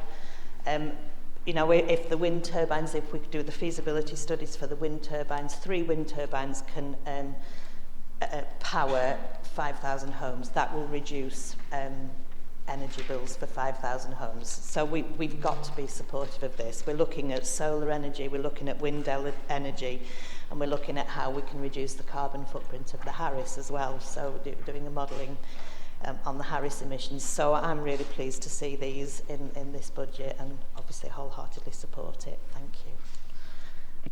Thank you. Councillor Brown, please. Thank you, Mr. Mayor. Once again, I want to pay tribute to Councillor Rawlinson for another no cuts budget and another no job losses budget. It's a minor miracle that in this climate of austerity, as Councillor Bailey referred to, that services are remaining the same and that jobs aren't being cut. So big thanks to Martin, the entire budget working group, all our members, obviously the officers as well, a big contribution from officers putting this together. It is very much appreciated. I just think we're doing pretty amazing things, to be honest, and we should all be proud as an authority. There's the unprecedented levels of public investment. We're doing it ourselves. Preston is doing it for ourselves. I'm not going to sing, but that is the phrase that we've used in the Labour group. And doing it in public ownership as well. And we're very proud as a Labour authority, the majority of the developments in the city centre will be public owned, so we have a say over tenants, supply chains, workers' rights, environmental conditions, the rest of it. Renewed events and cultural programme. Obviously a new city centre economy isn't going to be about retail, it's going to be about expression, creativity, making us a lot more like Bristol or York, where we have a different feel to the city centre. And obviously it is completely correct that we're putting extra money in for tackling the worst excesses of private sector landlordism and also tackling the climate agenda, because if we don't deal with net zero by 2030 or very soon after, we're all going to face the consequences. But I say this every year, please have a look at the Achieving Preston's Priorities document, because it says, you know, the range of what we're achieving. It is pretty amazing and extensive. And obviously tackling all forms of racism, as we heard before, through show racism the red card, trying to build a tolerant community, tackling the climate agenda. Councillor Bowers raised the issues of affordable homes, a record number of new affordable homes, nearly 1,100 since 2015, and that is down to our policies and working with partners to provide land in the public sector for affordable housing. Tackling the cost of living crisis as well, preserving debt and financial debt advice services, support for financial inclusion. These are all political choices. Preston wouldn't be being lifted up if we did actually as a Labour council make these choices. But what we want to concentrate on is how we are creating a culture of grassroots change, especially around community wealth building, and we're doing something that's pretty inspiring, and it's leading to many people looking at Preston as an example of how to do things differently. We're a radical Labour council. We believe that the current economic system as it's been imposed on communities since the late 70s is extracting wealth away, it's leading to an unacceptable gap between rich and poor, and we wanted to change that locally. Quite interestingly, change doesn't always come from professional politicians in Parliament. Just some examples, if you look at the Tredic and Medical Aid Society, that was the late 19th century, mutuals supported by trade unions. That was actually the structure that helped establish the NHS, supporting Welsh coal miners in the late 19th, early 20th century. You've had the municipal socialism of Joseph Chamberlain. I actually think that a lot of what we're doing does echo that kind of local radicalism. And I want to pay tribute to every one of our members on this side of the chamber for supporting this agenda, because it's really got Preston on the map, and especially Councillor Rawlinson for being the co-founder of much of this work 10 years ago when we were putting these ideas forward into the council, and it wasn't often listened to be honest. Some of the things that are happening within our communities, the living wage movement, that has come from the grassroots. It involves faith organisations, anchor institutions, trade unions, minority communities fighting for a fairer wage. We were the first authority to adopt it in 2012. We're now got 88% of our people who work in Preston receiving the real living wage, and just recently, obviously within Councillor Bailey's portfolio too, Let's Grow Preston becoming accredited with the Living Wage Foundation, Foxton Centre, and even PNE are approaching us about it. That's grassroots change. It came from a movement back in London about 15 years ago. We were the first in the north of England to adopt it. The cultural change of our anchor institutions. The NHS has joined the Labour Council in an anchor network. It's been part of it in the last few years. That is recruiting mainly ethnic minority women employees within the most deprived communities. Organisations like Sahara are involved with that, with our job clubs. And if you actually read the documentation, there's about 50 or 60 people who've got jobs within the NHS. And that work started in Preston and in England in 2013. The NHS itself now defines itself an anchor institution in the long-term plan. It's recruiting locally, hiring locally, doing work like that. We've got a number of new worker cooperatives. The trade unions are forming Preston Cooperative Education Centre, trying to encourage people to be in companies that they own and control. We're actually forming cooperatives with former prisoners, so we're working with the Ministry of Justice. We've got the Mandela Centre, which is becoming a worker cooperative, and we've actually secured hundreds of thousands to expand the cooperative economy. Now, there is a question about how business operates in our community, and can we have more equitable forms of enterprise, and the fact we're actually getting probably about 10 new worker cooperatives in this community is really good. It is cutting edge, it is radical, but actually it's very common sense that the people who produce the wealth of the organisations they work for actually own and control those organisations. There's things like the Plunge to Community Land Trust springing up in our ward. The churches have approached the council about it. It's a Preston model project. It's going to be a £2 million project. The Community Land Trust movement came from the civil rights movement in America, where African Caribbeans needed a new way to achieve secure access to land for African American families. And again, it's coming to the UK, and this is like to be the first community land trust in central Lancashire. And again, it's going to address a need of actually providing affordable housing for people, actually putting the actual ownership of developments within the community's hands, not developers, landlords within the community. This has come from the Labour Council and been inspired in some ways by the Labour Council. We've got the Leighton Street Cooperative, obviously a new way of doing things there. You've got the traveller community, who are on the verge of being evicted potentially because the county council was selling the land. We stepped in, we acquired the land, and we helped the community to organise in a self-managed housing cooperative, and that has been very successful. We've got extra money for it. There's a report coming later. But again, a new way of doing things, and again, it's one of the first, if not the first, cooperative traveller site within the UK. Climate Action Preston, under Councillor Henshaw and Councillor Bailey's portfolio, looking at the community and co-production of energy, offering solar panel installations to businesses and community organisations across Lancashire. The Community Bank, I see that we have short-sightedness against from the Liberals and the Tories. The Community Bank is still living. We have further partners we expect to announce shortly, and very significant ones. It can't be announced yet, but again, this is the Labour Council working with partners across the region, but also collaborating with Bank Cambria, which is supported by the Welsh firm First Minister Mark Drakeford. They're going to have a community bank launch soon. We're going to do exactly the same. We've got communities looking at self-organising in food cooperatives to deal with the cost of living crisis and bring down energy bills, especially in our minority communities who disproportionately suffer from poverty, and women as well, that Councillor Wise mentioned, the victims of austerity. This is all happening from the Labour Council. It's no wonder we have so many people coming to hear what we're doing.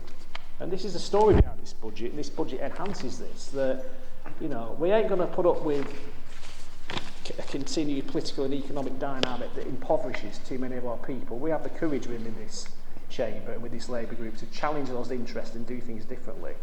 And our policies are taking root within communities and inspiring communities.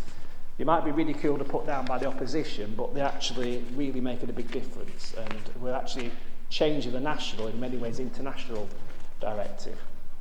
So obviously we're going to keep fighting and making sure that as long as there's one person in this community who's suffering poverty, we're going to be trying to change that. And the way that we are going to have to change it is not by kowtowing to a Tory and former Liberal Democratic administration that will cut our budgets, reduce our powers, sack our workers. We're going to find new ways to doing it. And a lot of what I mentioned is us doing that, really. So again, I'm really happy to formally second this, and I look forward to the rest of the debate, Mr. Mayor. Thank you very much. Thank you. So the final reply on the substantive motion from the proposer, Councillor Rollinson, will come after we've debated the two amendments. So the Conservative group have an amendment to the Cabinet budget proposal and the council tax resolution, and these are on the blue sheets that you will have found on your seats. Councillor Landless, I understand that you're moving the amendment.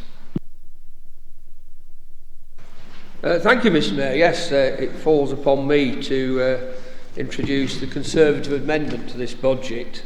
I can't wax quite as lyrical as the leader of the council, but I will try my very best to offer an alternative budget. Firstly, may I thank Jackie Wilding and her team for her patience and understanding and help in what is very difficult circumstances and quite very tight time constraints. Things are, as Martin Rawlinson said, things are difficult, things are very tight. The financial situation is uncertain. The pressures of interest rates, of inflation, particularly utility bills and everything else, weigh heavy on us all. And things are difficult for the council to make things balance and go forward. And I appreciate all the work that's done to also achieve a balanced budget. It's not all doom and gloom, as the Labour administration have told us. There is an awful lot going on in Preston for which we all in this chamber and people of Preston can be proud of. The capital scheme is a huge amount of money about to be invested in the city.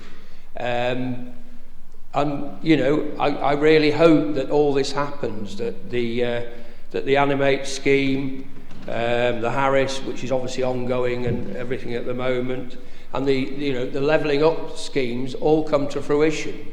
You know, we really want to see things happen now in Preston. You know, I particularly want, you know, our concern maybe is with the levelling up scheme. The time scales are tight. And there is a fair amount of ambition there, particularly with the Trambridge situation. But we all hope that things go forward. To cut to the chase, it really, you know, I don't necessarily probably need the full 6 minutes or what have you, but to cut to the chase and give you the edited highlights of our amendment, most of the detail and the facts and figures are on the rather natty blue piece of paper. But I will just give you the sort of main points of our amendment. Our proposal is to increase the council tax by 2.5%, with the new Band D charge for 2003 to be £341.97. This figure is to include a contribution of 0.5% to the Guild. Because of this reduced increase in council tax, it will require extra savings to be made on top of the Cabinet's proposals. These will be found by the removal of capital investment in the community bank. What a surprise, you might say.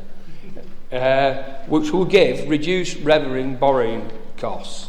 Theory, if you take the £1 million out of the system, because we're not going to do the bank, the saving on interest will be about £100,000 a year. The second point, that area of savings, is the Avon Pavilion Cafe. What we want to do is reverse the decision to run the cafe in-house and commence the search for an operator to run the business. We feel that, you know, it's a good asset, is the Avon Park Cafe, and if we found the right operator, there would actually be a chance to, rather than spending money on the Avonham Park Cafe going forward, long term, that we actually make some revenue back from running the Avonham Park Cafe. The final one is, and I emphasise, a reduction in the community grant scheme. We're not stopping the community grant scheme. There is quite a lot in the pot. We want to reduce it by 40,000 because we feel there are other sources sometimes for where the grant scheme, where the people who the grant scheme supports, where money could be found. Our growth proposals. Yes, we agree with Councillor Henshaw. It is important to put the money aside for the feasibility study for climate change schemes. We see that as a very important way forward. However, at this juncture, we would like to remove the housing and licensing feasibility study. We're not against it, or think, we agree with the sentiments behind it, but we just don't see it a priority at this stage. So we will remove it. Instead, we would like to include, for this year, a £27,000 for the King's Coronation Grant Scheme. That basically equates to £500 per councillor to spend on their ward in support of really encouraging volunteers to create activities. It could be planting a tree or whatever around the King's coronation. And there's money also on top of that to administer the scheme. Really, that sort of very simply, because things are difficult, there's no money to play with, but that sort of simply sums up our amendment to the main cabinet proposal. We feel it's a sensible way forward under difficult circumstances. The budget balances, and I have great pleasure in proposing our amendment. Thank you. Thank you. Is that seconded? Yes, Mr. Mayor, I'm happy to second it and reserve the right to speak. Thank you. We'll now have the opportunity to debate this. Councillor Bailey, you've already indicated you'd like to speak. Yes, all I want to say on the matter is that what Preston residents need to take from this is that the Conservative group in Preston want to reduce the expenditure in community grants and spend some money on the King's coronation, and I think that's all I need to say. I think the residents of Preston would be in uproar if we actually went with this budget, and that's all I want to say on the matter. Thank you. Thank you. Councillor Barrow, please. Thank you, Mr. Mayor. I just want to pick up one item, which is the removal of the feasibility study. I would have thought by now we'd all begun to recognise the scale of the problem for those of our fellow Prestonians who live in the private renter sector, and the quality of some of that accommodation and the need for that accommodation to be at the proper standard. We've seen, coming from Michael Gove and other ministers, concerns about mould in housing association properties. Believe me, properties in the private renter sector are much worse than properties in the housing association sector. And the least we could do is do a feasibility study to see what we can do using our powers to try and ensure that landlords keep properties up to a decent standard. Now, it may not be much of an issue in some of the wards, or may not be perceived as much of an issue in some of the wards represented by Conservative councillors. But believe me, for the rest of us, we see this every day. And I think it is really disappointing that this is seen as an area to cut. Thank you, Mr. Mayor. Thank you. Councillor Potter, please. Thank you, Mr. Mayor. Yeah, we won't be supporting this. I mean, obviously there are things that are replicated in ours as well, which I will talk about when I come to speak on our proposal. But the community grant scheme reduction is absolutely horrendous. You know, there are organisations that take that small bit of money and then triple it and quadruple it with match funding. And these are including areas that have Conservative councillors have benefited from this, and it's a massive mistake to do that.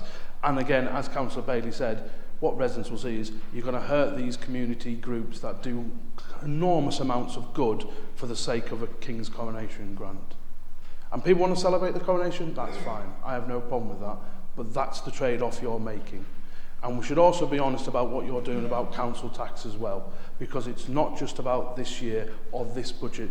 Missing out on that council tax has a compound effect going forward, just like when Jeff Driver reduced council tax at County Hall, that has cost us hundreds of millions of pounds in the long run because of the compound effect. You don't get that going forward. It's a really, really risky thing. And I'll talk about the council's finances in my budget in more detail, but you only have to look at page 63 of the report that by the end of this budget we have to find not just 600,000 but an extra 3 million as well. We just do not have the scope to reduce council tax, and this is the first time you guys have done it, and it's nonsensical. It's absolutely pointless. So while there are things in your amendment we obviously do support, and in our amendment overall you're making some colossal mistakes and we won't be supporting it. Councillor Wise, please.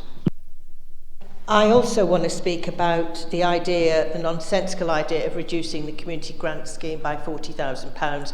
It was said by the mover of the amendment that there's other funds available. I don't think you realise what a situation the community and voluntary and faith sector are in. There's huge competition to get money, to get grants. It isn't easy getting money from anywhere. And in fact, it's been made, the demand on services has increased enormously with the reduction in statutory services and more people relying on the community, faith and voluntary sector to actually provide services that really ought to be provided by the statutory sector. So this would have real harm and detrimental impact on the people of Preston.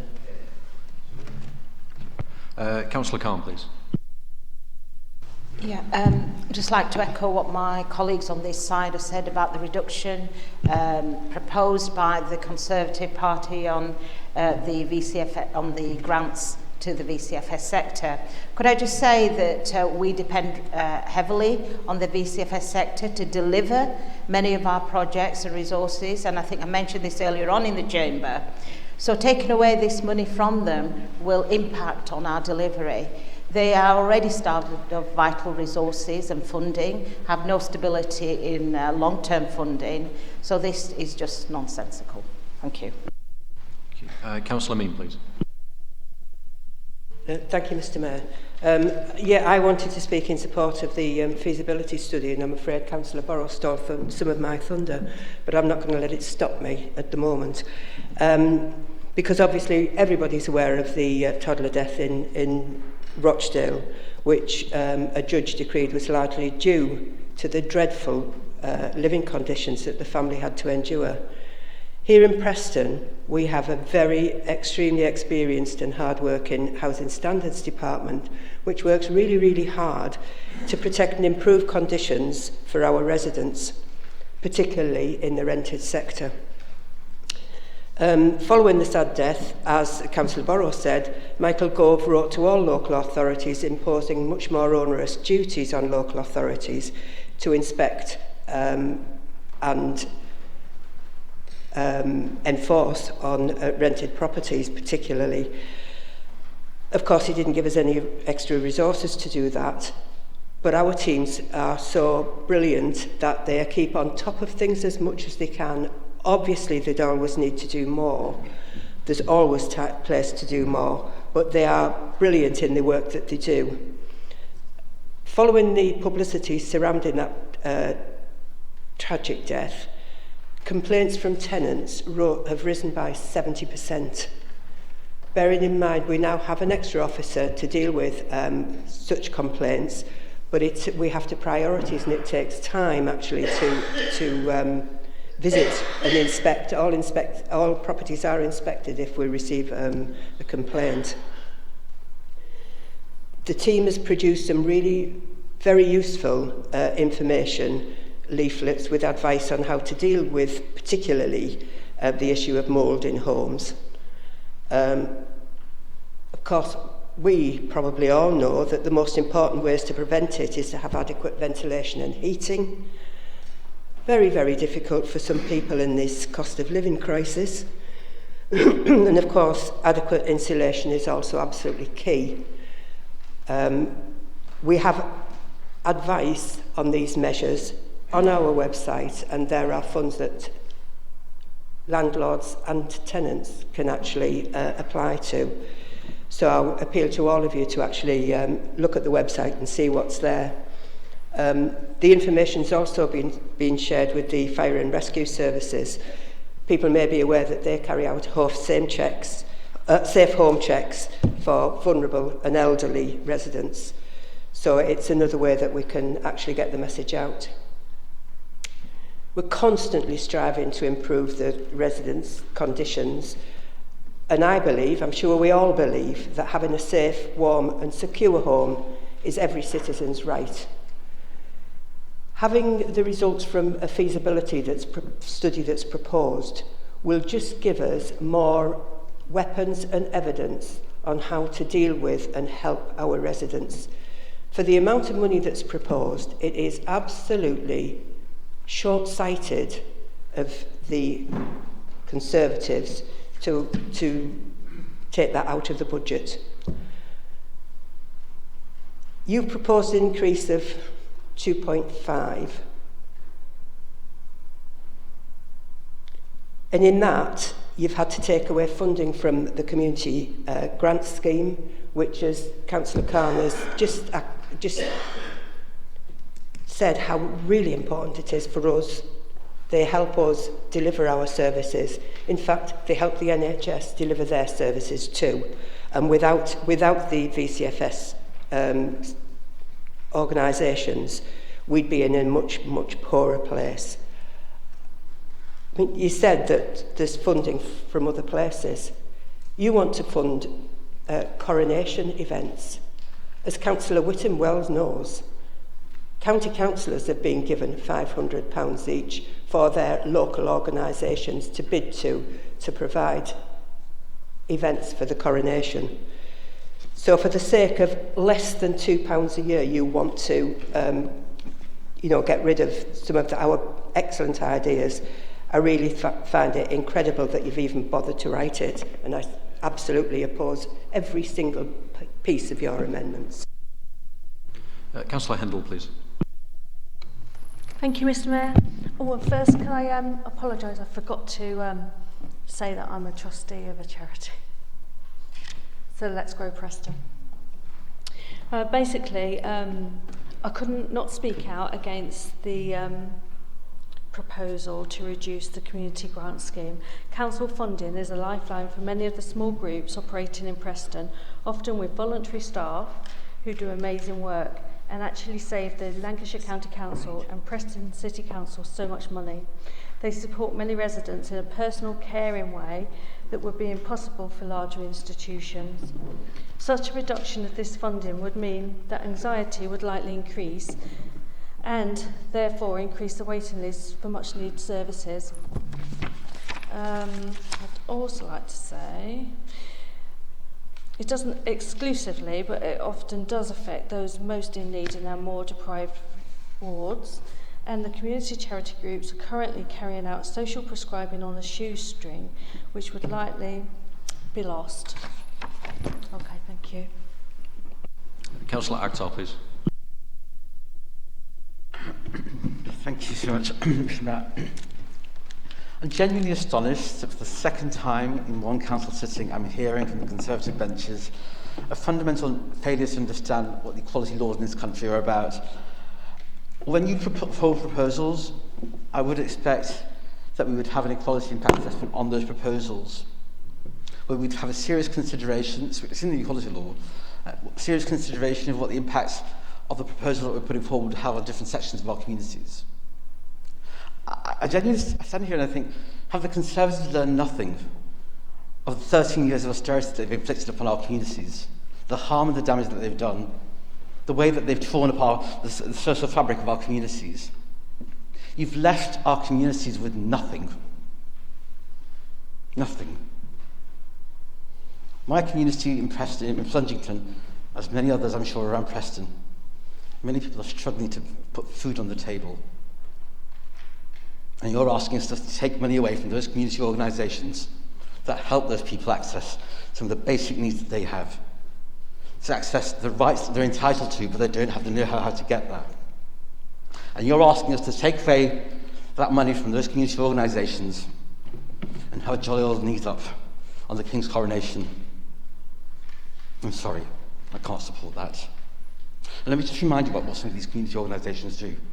Pakar, one of them, helps children with special educational needs get access to basic education, so they're not excluded from education. It's a statutory right that they have. It's a right that they have, but it's not a right that's given to them. And they have to fight. Their parents have to fight for them on their behalves, often without any financial support. That's the kind of organisations you're asking us to take money away from. I want you to sit and reflect on that, please. Disabled children, King's coronation. I know which one I prefer. I hope we reject your motion. Thank you.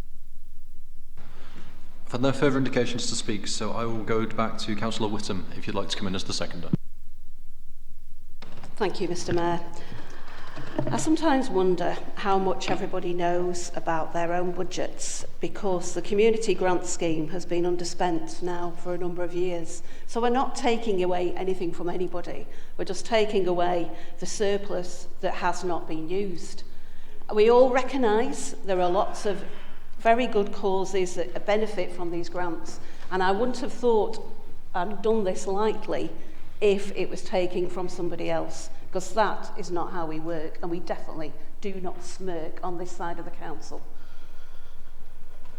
Things are difficult, we know, for everybody, and that's why there's time and time again councillors on every side of this chamber have said about, if only I had £500 in my ward, if only I had a bit of money that I could do something just for my ward. That's what this was about. This was about, because it's the King's coronation and because he is promoting volunteering, we're not dancing around having picnics or doing anything else. We're saying promote volunteering and actually do some good. £1,500 a ward that would be. And that would help some of the other wards that never get a penny, because quite often the wards in this side just pay out all the time and we don't benefit anything at all. So that was what that was about. So please look at your budget for the community grant scheme. Please look at that.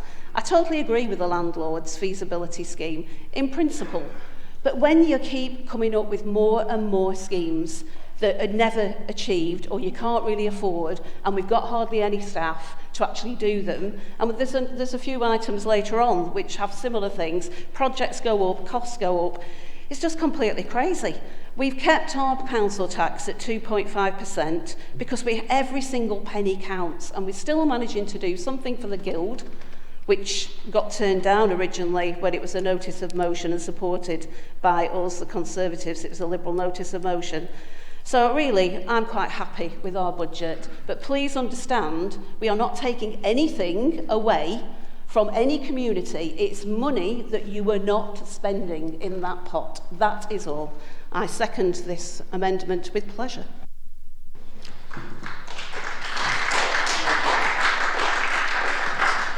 Thank you. Councillor Ronaldson, as the proposer of the original motion, you have a right of reply at this point.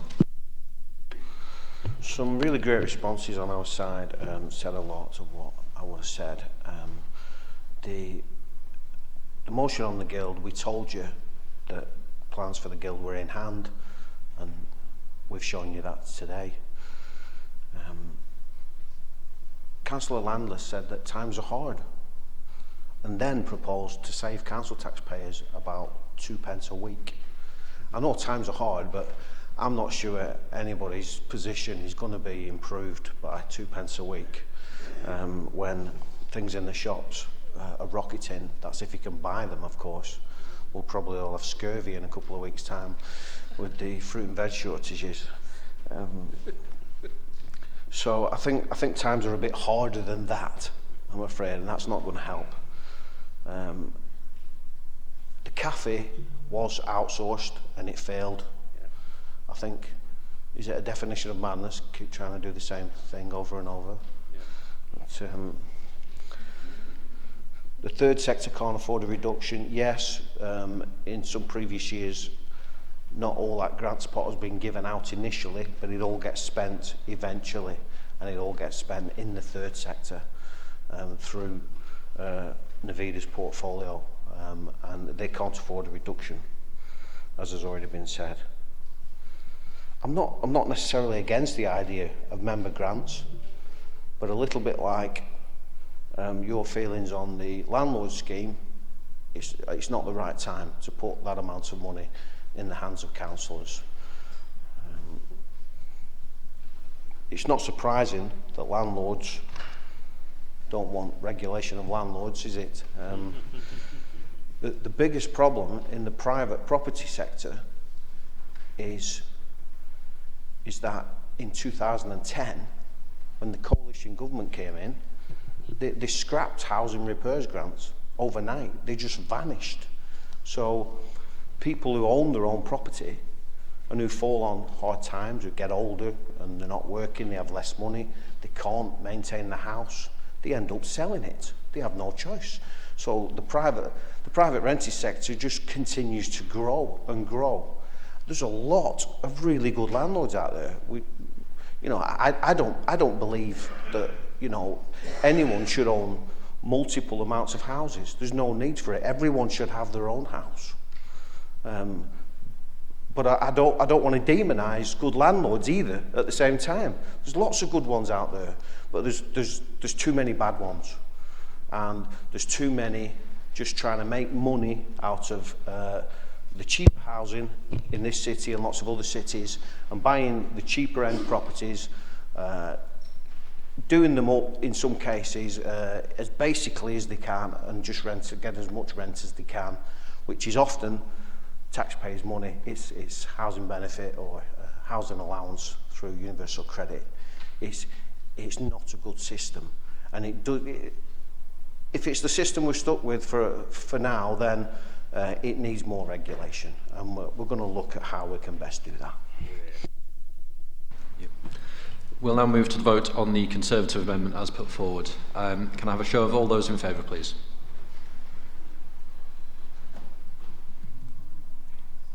Thank you. And all those against?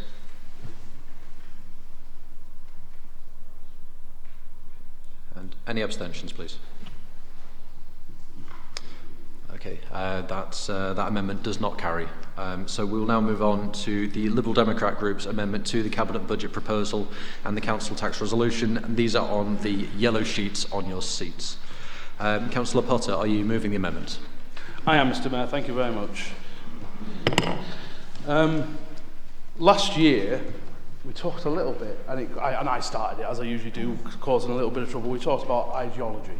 And some of the members opposite on the Labour bench then said, yes, we're very proud. We're proud of our ideology. We're doing the right thing. We are sticking to our socialist principles. But the point was actually missed, where ideology that isn't tempered by reality leads to terrible decisions. And you can see no better example of that in the last year than Liz Truss. She thought she was right. She still thinks she was right, because her ideology made her so blinkered she couldn't see the woods for the trees. Now, but obviously, there's some things about this I'm absolutely delighted about. The U-turn on the Guild Fund is fantastic. And I know you guys won't want to call it a U-turn because you claim that you were always going to do it, but it's a strange kind of logic that you're progressing, because my motion asked you just to consider it. That was my motion. So having not done anything for 10 years, you then vote against a motion needing you to consider it, and because you were definitely going to do it. I mean, there's some weird acrobatic-like logic going on in your brains for that to actually work, but I'm delighted. I'm delighted, and that's actually the point of scrutiny. We had a brilliant cabinet member who came forward, said, actually, there's an issue with this, based on questions that councillors put to him. Opposition parties then took that information, used it, and now we've got a change on the council. This is exactly the point of scrutiny and exactly good process. So actually, brilliant. I'm really happy with that. Obviously, I'd be happy if you just agreed with us in the first place, but we're getting used to it, whether it's the Guild Fund, the climate change officer, the inevitable outsourcing of the leisure centres. These were all things the Lib Dems said years before you then did. But again, that's all we can do as opposition councillors, is try and persuade, sometimes shame you into doing the right thing. I want to just pick up very quickly on something Councillor Bailey said, because he mentioned about austerity. But it is just to remind members that the final budget of the Gordon Brown, Alistair Darling Labour government called for £693 billion worth of savings. How much did the coalition do? 660. So less than what the last Labour government was promising to do. So that's why I sometimes raise an eyebrow at you, because you're kind of being a little bit of a hypocrite, and if you didn't know that, then you need to know a little bit more of your history. But let's get back onto our proposals, and our proposals are fairly sensible.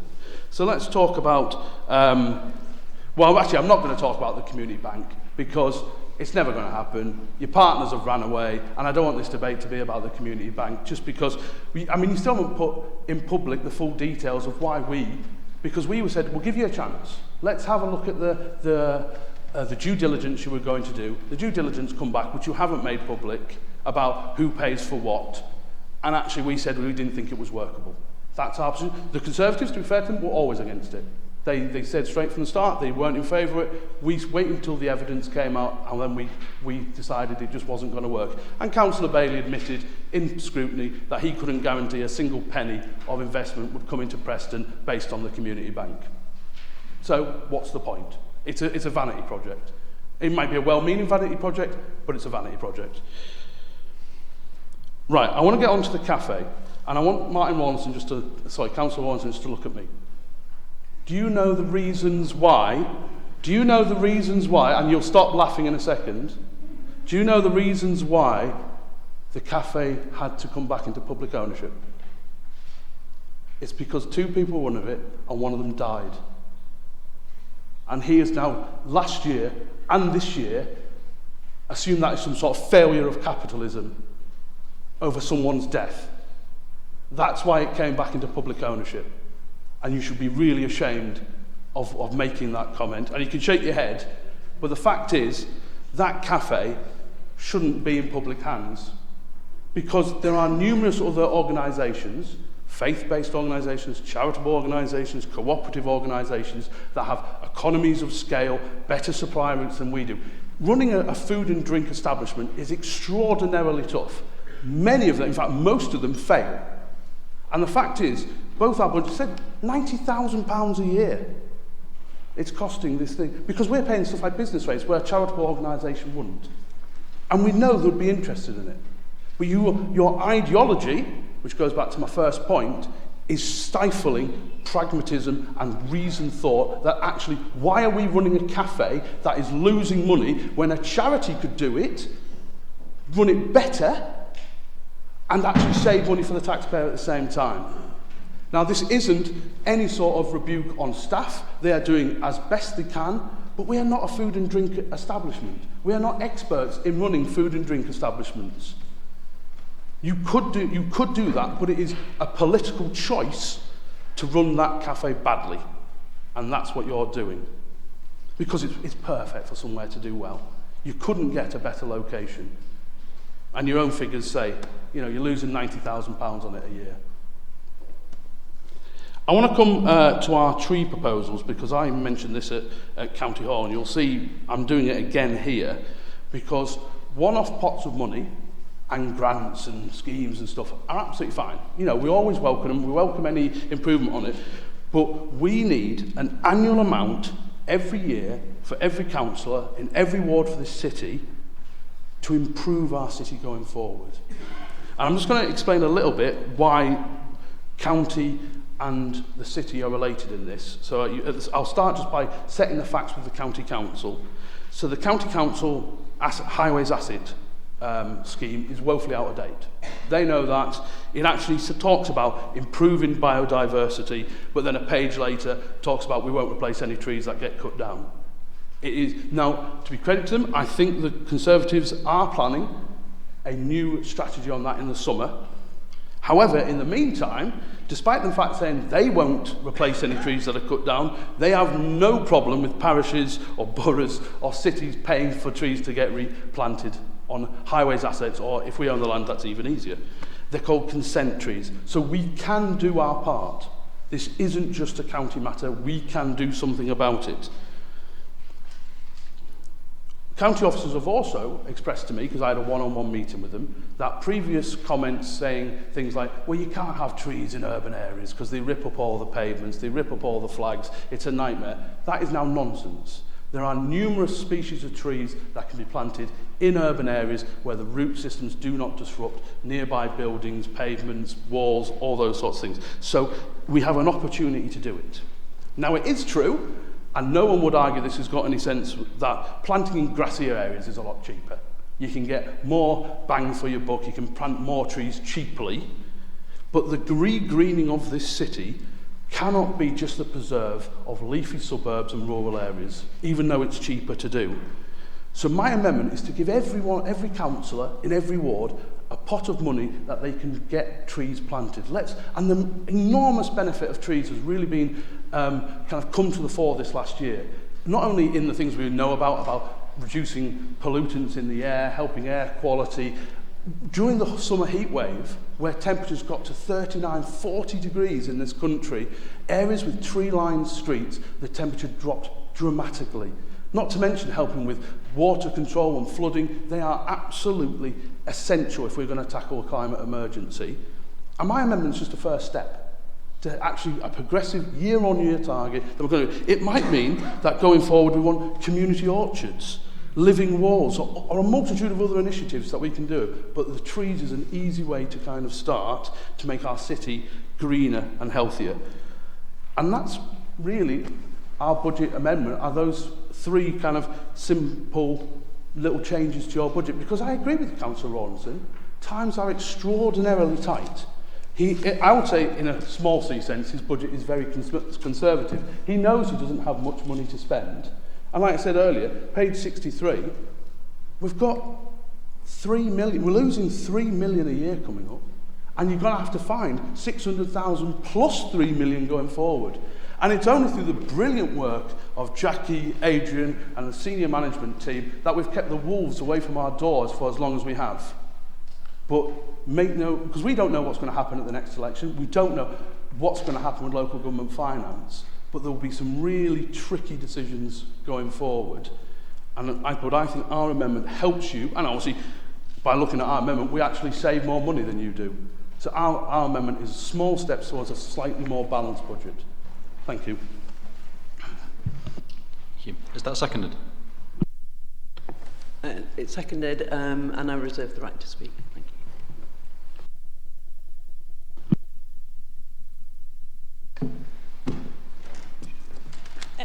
Thank you. So, John, you've put your budget with your usual eloquence, actually. But I want to talk about the trees, obviously. But you also mentioned about the pavilion on the park. Wasn't it making a loss before one of the partners died? I believe it was. So I just wanted to point that out. Obviously, none of us want to.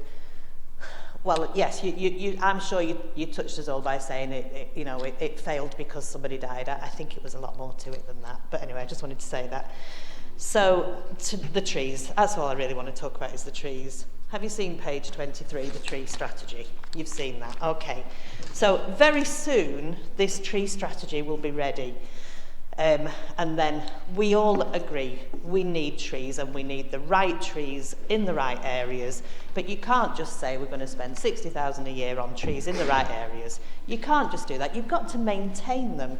You've got to know that if they die and fall down, they're not going to add to the problem rather than take away from the problem. So this is everything that will be covered in the tree strategy. So we have got money for trees and for rewilding and for greening up the area, and we're working with different organisations, and I suppose like it was with the Guild Fund, we are onto it. You have to trust us that we're onto it, and I think simply that's what I want to say, and just keep it simple. Thanks. I've had no further indications to speak. Councillor Barrow, please. It's really just a question that I hope, because I don't think John can speak again. He said about using the 60,000 for trees in wards. and I got the impression that it was for councillors to decide where those trees go in each ward. I just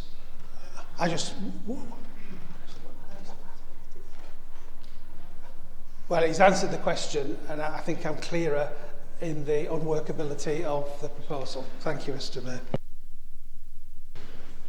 Any further indications to speak? In which case, Councillor Shannon as the seconder, would you like to come back in? Thank you, Mr. Mayor. Yes, so I'd like to address a couple of those points. In terms of the tree strategy, it's a commendable strategy. We're talking about something in addition. We're talking about prioritising. We're talking in terms of our strategy for climate change going forward as actually trying to put something sustainable and long-term thinking into what we're doing for Preston as a whole in terms of our future and making our futures good for people out there. The tree strategy itself, to touch on the other point, is yes, it could be about councillors for the actual wards, but actually what we're talking about here is about that community engagement between councillors and what you were talking before about that engagement between councillors and residents, and actually coming up with good ideas in terms of tree planting or community orchards. We've all been talking about fruit and vegetables. We've been touching on that today. But the serious point there is we do have a reliance on fruit and vegetables from abroad. So why can't we have a bit of imagination and start thinking in a way to actually start addressing some of these things in our wards, in our area? A community orchard in a particular ward, if that's possible. It's certainly possible in other council areas. If we had that, we could be giving locally grown produce to local residents and also addressing climate change. These are the sorts of ideas that we need to start being imaginative and start actually thinking in terms of long-term strategy and trying to address climate change and getting towards those priorities in terms of net zero. In terms of the economic climate at present, as other people have said, the economic climate is very difficult at the moment for both, at a family level, at a community level, at a council level, and at a national level. The main priority that we have got as a council is to be prudent with what we're doing financially. And the points that we were making was actually to start questioning some of that prudence in terms of the thinking and actually coming up with sensible options and sensible ways of thinking.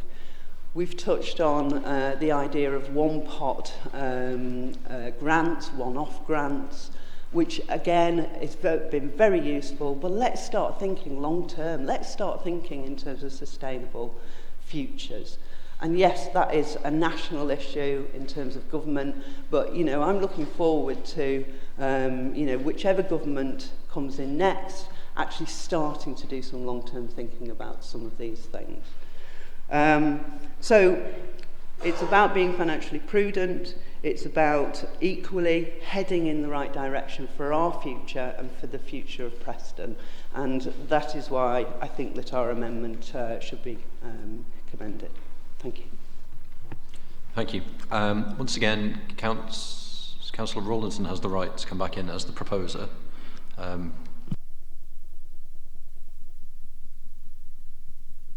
Sorry, it's only Councillor Rawlinson can come back as the right reply on the amendment.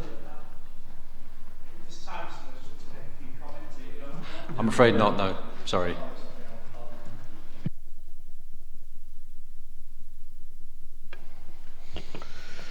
So, I can't even think about this amendment, to be honest. Councillor Potter's entire comments about the Guild are just pure fantasy.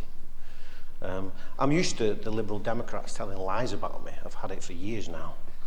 But it's that is just complete fantasy. I published an email that shows we've been discussing it for for almost, well, probably longer than 2 years, in fact, in reality. What he says is just simply not true. And he's trying to claim that he's provided some sort of scrutiny function with this.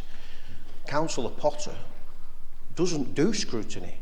He wasn't at budget scrutiny. He wasn't at last year's budget scrutiny. The contribution of the Liberal Democrats to the running of this council is nil.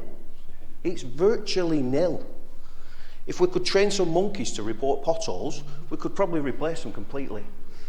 But the cafe doesn't lose money any more than the Waste Collection Service loses money or the Park Service loses money. It's a service.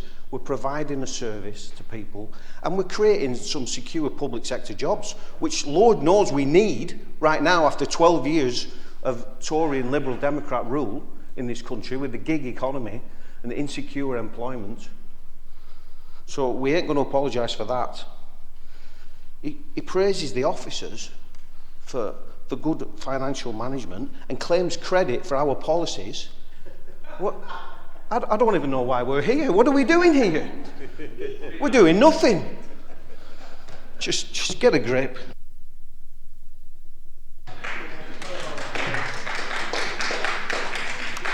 Okay, so if we can now go to the vote on the Liberal Democrat amendment. Can I have a show of those in favour, please? And those against? And any amendments? Abstentions? Excellent. Okay, so we now move back to the substantive motion, which is as the original proposal was at the beginning of this session. So, Councillor Rawlinson, once again, you have a right of reply on the substantive motion if you have anything further to add.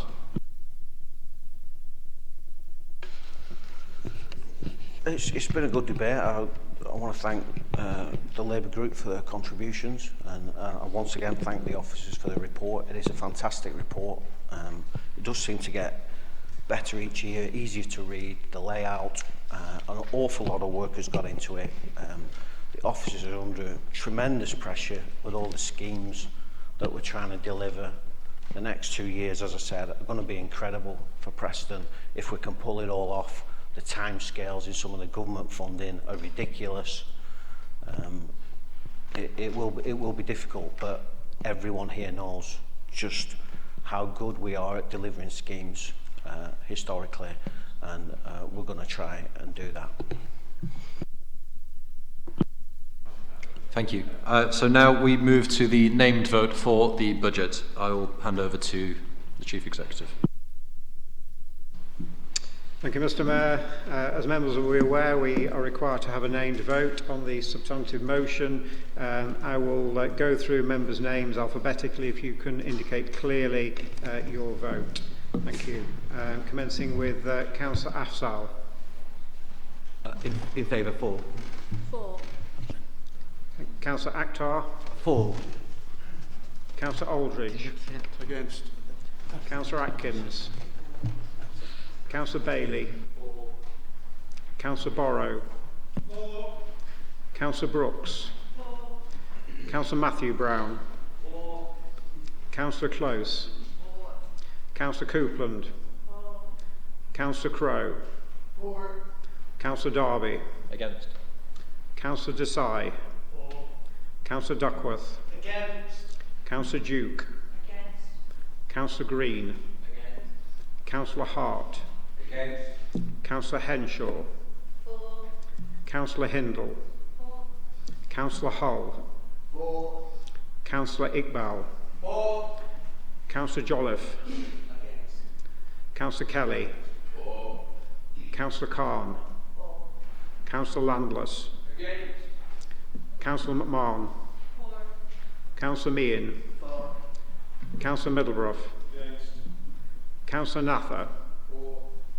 Councillor Patel. 4. Councillor Pomfret. 4. Councillor Potter. Against. Councillor Raisbeck. Against. Councillor Rawlinson. 4. Councillor Saxena. 4. Councillor Shannon. Against. Councillor Thompson. Against. Councillor Mr Whittam. Against. Councillor Mrs Whittam. Against. Councillor Wise. Thank you.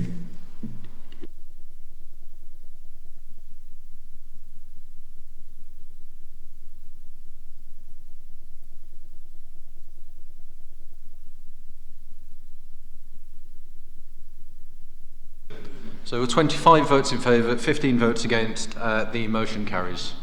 Councillor Brown. Mr Mayor, could I request a comfort break? I'm just conscious there might be people with health conditions or disabilities within the chamber. I was just about to ask if we'd like to take a comfort break. My apologies, sir. I assume we probably have... Can you just pop your hand up to just show if you're in favour of a comfort break at this point? That's a very clear majority. Okay, if everyone can make sure that they are back in their seats, ready to go by 12:30. Yeah, 12:30.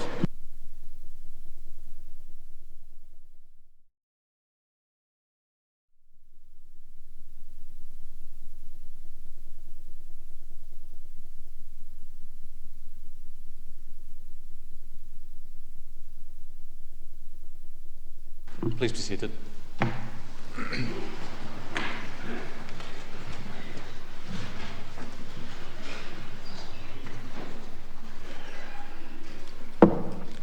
So we'll restart with item number 7. Item 7 is a report on the Homes for Ukrainians scheme. An alteration has been circulated and would have been on your seats when you came into the chamber earlier today. Councillor Khan, do you wish to move the report with the alterations?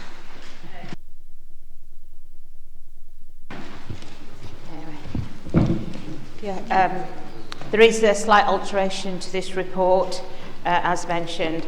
The report details the government's Home for Ukraine scheme and the funding allocated to each individual who is sponsored under the scheme. The report asks for approval to accept a further 190,000 covering quarter 2 and quarter 3 into the council's homeless budget to allow the housing advice team funding to give any assistance required by guests should the sponsorship breakdown. Also, the report asks for a funded budget increase into the community grants budget for 2022-23 of 63,700 in relation to the payment of thank you payments reimbursed from Lancashire County Council. And finally, to delegate to the Deputy Chief Executive and Director for Community and Wellbeing, following consultation with the Executive Member, for resources to accept payment for individuals accessing the Homes for Ukraine scheme and the reimbursement of the thank you payments from November 22 March to March 2023. And that is the final report. Thank you. Thank you. Is that seconded? Councillor Brown, thank you. Does anyone want to ask any questions or speak on the item? No. In which case, we'll move to the vote. Can I have a show of those in favour, please? Excellent. Any against? And any abstentions? No. Excellent. Item number 8 is a report on the Local Authority Housing Fund. The report was unavailable at the time the agenda was printed, as the report was complex and the details contained within it were compiled via liaison with a prospective interested partner and the government. The Memorandum of Understanding is also required to be signed off by mid-March 2023. I'm therefore accepting it as an urgent item. Who's moving the report, please? Councillor Burrow. I think I am, Mr Mayor. Apologies for this being a late report. It's an issue that we've been discussing since we got a letter from the government announcing the scheme at the end of last year. The scheme's fairly straightforward in that the government is offering about 650,000 towards the purchase / construction of 8 properties, 6 2-bedroom properties and 2 4-bedroom properties to house Ukrainian and Afghan refugee families in the city. Clearly, we are not a housing authority, so we need to find a partner in a registered social landlord who is able then to match fund, because you can't get 8 properties for 655,000 and have them ready for families. Quite a number of councils have sent the money back, essentially. We've not pursued this. We are hopeful of being able to reach a partnership agreement with a registered social landlord, and sometime next year, because 2024 is the time scale, to have the properties purchased, refurbished if necessary, and ready for families to move into. I think this is an important initiative. Clearly, it would have been better if the government had provided sufficient funding to cover the total cost of the housing, but that isn't the case. But it's important that we do what we can with an RSL to do that. Just from personal experience, in the early 2000s, when I was the MP in South Ribble, Progress Housing, which was the social landlord in South Ribble, was halfway through, was virtually completed an estate of properties near the station in Leyland at the time of the war in Kosovo. And 35 families ended up in those properties when they were built. 2 years later, they went back. It would be nice to think that if these properties were built, that the families who move into them are able to move back to their home countries in a short period of time, and these properties will be available for other families in due course. So we're not there yet in terms of doing the deal with a registered social landlord, but this is the first step of saying yes to the government and making sure we've approved the next stage in this process. Thank you, Mr. Mayor. Thank you. Is that seconded, please? Councillor Amin, thank you. Any questions or comments?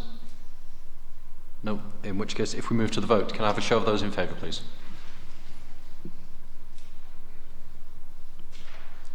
Any against? Any abstentions? Nope. Item 9 is a report on the transfer of functions and responsibilities from the portfolio of the Cabinet Member for Environment and Community Safety. The report was unavailable at the time the agenda was printed. However, I am accepting it as an urgent item following the recent resignation of Councillor Boswell as the Cabinet Member for Environment and Community Safety, and the need to transfer duties to other Cabinet Members in order that the Council continues to carry out its functions effectively. Councillor Matthew Brown, are you moving the report with the alterations? Mr. Mayor, yes, this, as you say, this refers to the not unexpected but not particularly well-timed resignation of Councillor Boswell. Obviously, we're about 5 weeks away from Purdah, so it makes sense that his duties are spread within the existing Cabinet, which they need to be according to the Constitution, so this report sets that out. So, just go through it really briefly. Community safety, that makes sense, it goes to Councillor Khan as Cabinet Member for Communities and Social Justice, and that is the outside bodies in all cases. Investment, property and engineering, Councillor Bailey as Cabinet Member for Community Wealth Building, because that's assets, which obviously does fit into community wealth building strategies. And then neighbourhood services, waste and recycling, parks, allotments and the rest. Cabinet Member for Climate Change, which is Councillor Henshaw. I get decisions around traffic regulation orders and the naming and renaming of streets. And we obviously need to have a representative on the Lancashire Police and Crime Panel, which obviously will be the relevant Cabinet Member, but I'm not sure if that is meeting before the May AGM, sorry, May Annual Council. Obviously, at the Annual Council, we'll have a new Cabinet Member for Environment and Community Safety, but this is the interim measure coming forward. Happy to take any questions if there are any. Thank you. Is that formally seconded, please? Councillor Barrow, thank you. Are there any questions or comments? No, in which case can we move to the vote? Can I have a show of those in favour, please? Any against? Any abstentions? Okay. Item number 10 is notification of changes to membership of committees. Are there any changes to be reported? Councillor Brown, please. Mr. Mayor, yes, there are a few, and just bear with me, I hope I get this right, and there isn't a bit of a mess. Obviously, Councillor Batts currently isn't a member of our Labour group, so we obviously need to make new nominations in the sense he stands down from all the current committees, chairs, and as a sub. So, chair planning, the new chair planning will be Councillor Javid Iqbal. Obviously, he's done the role before, he'll be stepping up as vice chair to do that role. We'll have a new vice chair, which is Councillor Phil Crowe. I wanted this sat together, which is quite convenient. Obviously, that'll be the setup within the planning committee. And the new committee members, Councillor Anna Hindle, and the sub is Councillor Khan. So that's the planning committee. The Chair of Taxi and Miscellaneous Committee, that will be Councillor Javed Iqbal as well, who's familiar with that committee. Councillor Crowe again will be the Vice Chair. The committee member that's new will be Councillor Elizabeth Atkins, who's behind me, and also Councillor Freddie Bailey has kindly offered to substitute on it.